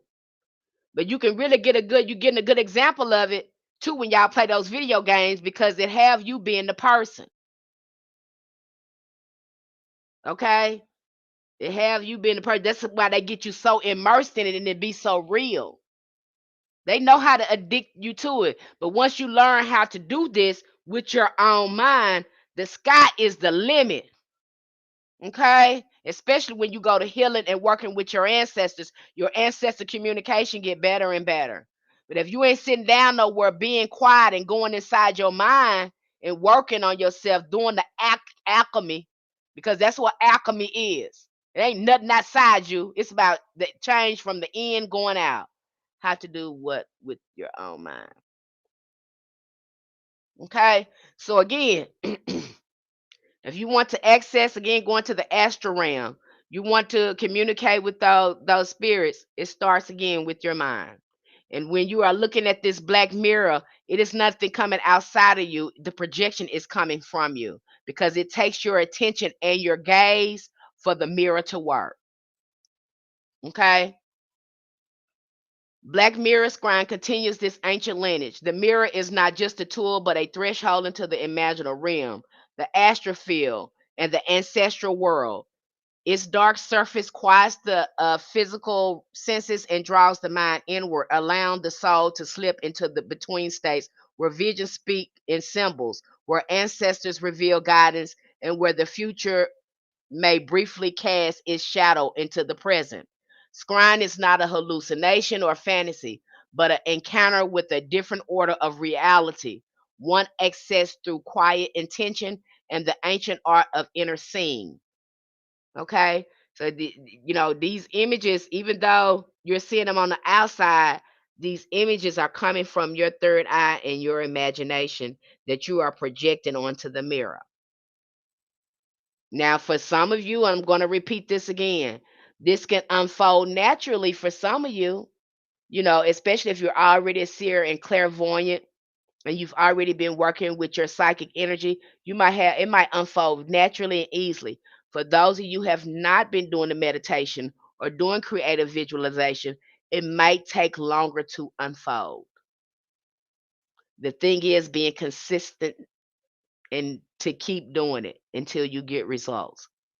That's how magic is. That's why it is a science. I don't even like the term magic because folks that took that and think they ain't got to do no work. They think that means I don't got to do nothing, and that don't mean that. Okay. The mirror unfolds truths that cannot be spoken in ordinary language, offering guidance shaped by the soul's own wisdom, and whispers of the unseen. In every culture, in every age, from the ancient Egypt to the Renaissance Magi, to modern spiritual practitioners, Black Mirror Scrying has remained a faithful and powerful way to access the mysteries. It is an art of vision, reflection, and revelation, an enduring testament to the humanity desires to connect with the divine. Okay? So this is an old ancient practice. You still have people that use it. You still have practitioners that use it. Most practitioners are going to be using it again to communicate with other spirit. I don't see no other way you would be using it really. To communicate with other spirits, to communicate with their ancestors, uh, or if they're trying to see something to come to fruition, they're going to be using a mirror for that. And this is still commonly practiced. Okay, some people still, they use a mirror. Then you have some people say, I don't use mirror. I have a bowl of water. I use a bowl that I put water in and I do all my scrying in. That's fine too. Okay, so the thing is finding one that works for you. However, if you're in our conjure class, if you're in our conjure member, I do recommend that you use this form of invocation to talk to spirits. I know the book gives you our summoning spirit books and a variety of other books are telling you to evoke a spirit. I do not recommend that because it takes too much energy, it takes too much time. And a lot of them are saying that because they are magicians. They are not practitioners. They look at magic totally different. They look at this different than we look at it. To them, it's nothing spiritual. It's totally magic and a science. For us, it's a spiritual practice, especially if you're approaching it through the lens of hoodoo. Can I use it to help lose weight? I don't know. I don't think so. I don't think so. I don't know. I can't put limits on magic because you never know. It depends on how creative you're gonna be with it. I don't know. I don't know how your mind gonna work. I can't say what your mind gonna ain't can't it's not able to do because the mind, all of this is coming from our mind. So I don't know. I don't know if your mind can do that or not. Maybe it can. You know, I don't want to put limitations on it because the mind is limitless once we learn how to use it. Okay. Now I've kept you a while here. Does anyone have any maybe under glamour work? That might work under glamour work. Yeah, I agree with Key. Okay. Does anybody have any questions about Black Mirrors? And I'm sorry I kept you so long. If you're interested in our community, the link is in the bio. And again, if you're on our follow me on TikTok. I have pinned services there for astro readings and for tarot readings. Okay. Uh, and you can DM me if you're interested in that. And I have those services pinned to my profile there at TikTok if you're interested in looking at the reviews and seeing me in action. Okay. Uh, the astro readings are $15. The tarot readings are $35. Okay. And I will be coming back here, and I'm torn in path working. Are you guys covering it yet? I'm looking at our thing. Yeah, we're going into path workings too. I might come back here and talk about path working. Okay, but I find myself gonna talk about this again next month again when we go into shamanic journey. So you guys might get this lecture twice, because I'm going to, I don't have know how I'm gonna approach this path working, but this one we're really looking at path working and how to use it with angels. So I'll probably come here and talk about it in that way. And then we'll talk about it again from a that's probably what I do. Talk about it from a indigenous spiritual perspective, and how our ancestors that were shamans and healers and things like that, how they use it, uh, how they used it in their spiritual system, and showing you where it is now. Okay, so that's exactly where I'll be coming here again, probably this weekend, within a day or so. I'll come back and talk about path working, because you guys are supposed to be getting path working tomorrow. Okay, on the 22nd. You should be getting path working. So I'll come here and then talk about path workings, and you're getting so many stuff of, about angels and about ritual and things like that. Okay. And then I'm gonna slow you down at the end of the month, kind of give you some presentations to watch to help you absorb the information. I like to give you guys a variety of ways to learn. I might present a presentation. If I see a YouTube video that's a great presentation of what we're covering, then I'll post that there for you to review it and listen to it in your spare time. Uh, if I find an audio book along with the book, the physical, the reading book, then I'll put an audio book. Sometimes you just want to listen to it in your spare time. You'll have the option to listen to it that way. But I like to, be very creative and use a variety of learning mediums to help you gain the information. Okay. And that's just so it doesn't get boring, and that you'll have the options to learn from a variety of ways. That's just me.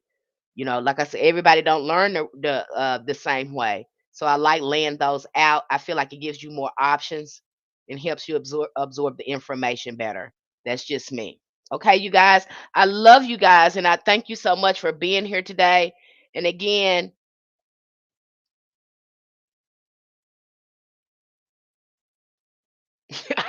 who is that put that in there? Wonder Boy. Now, hey, you was something else. Thank you. Okay, so I'll be coming back, and you guys said you want me to post when I go live again, so I'll try to post a live stream when we're going through path working, and connecting with the archangel realm. So I'm going to be talking about a variety of ways that you can connect with the angel realm, because I have to get you connecting with that, especially if you're new over there. Okay. All right. Love you guys. I see you soon. We'll have another lecture and discussion. Love you guys. Look, I got stuff going on, honey. You guys take care.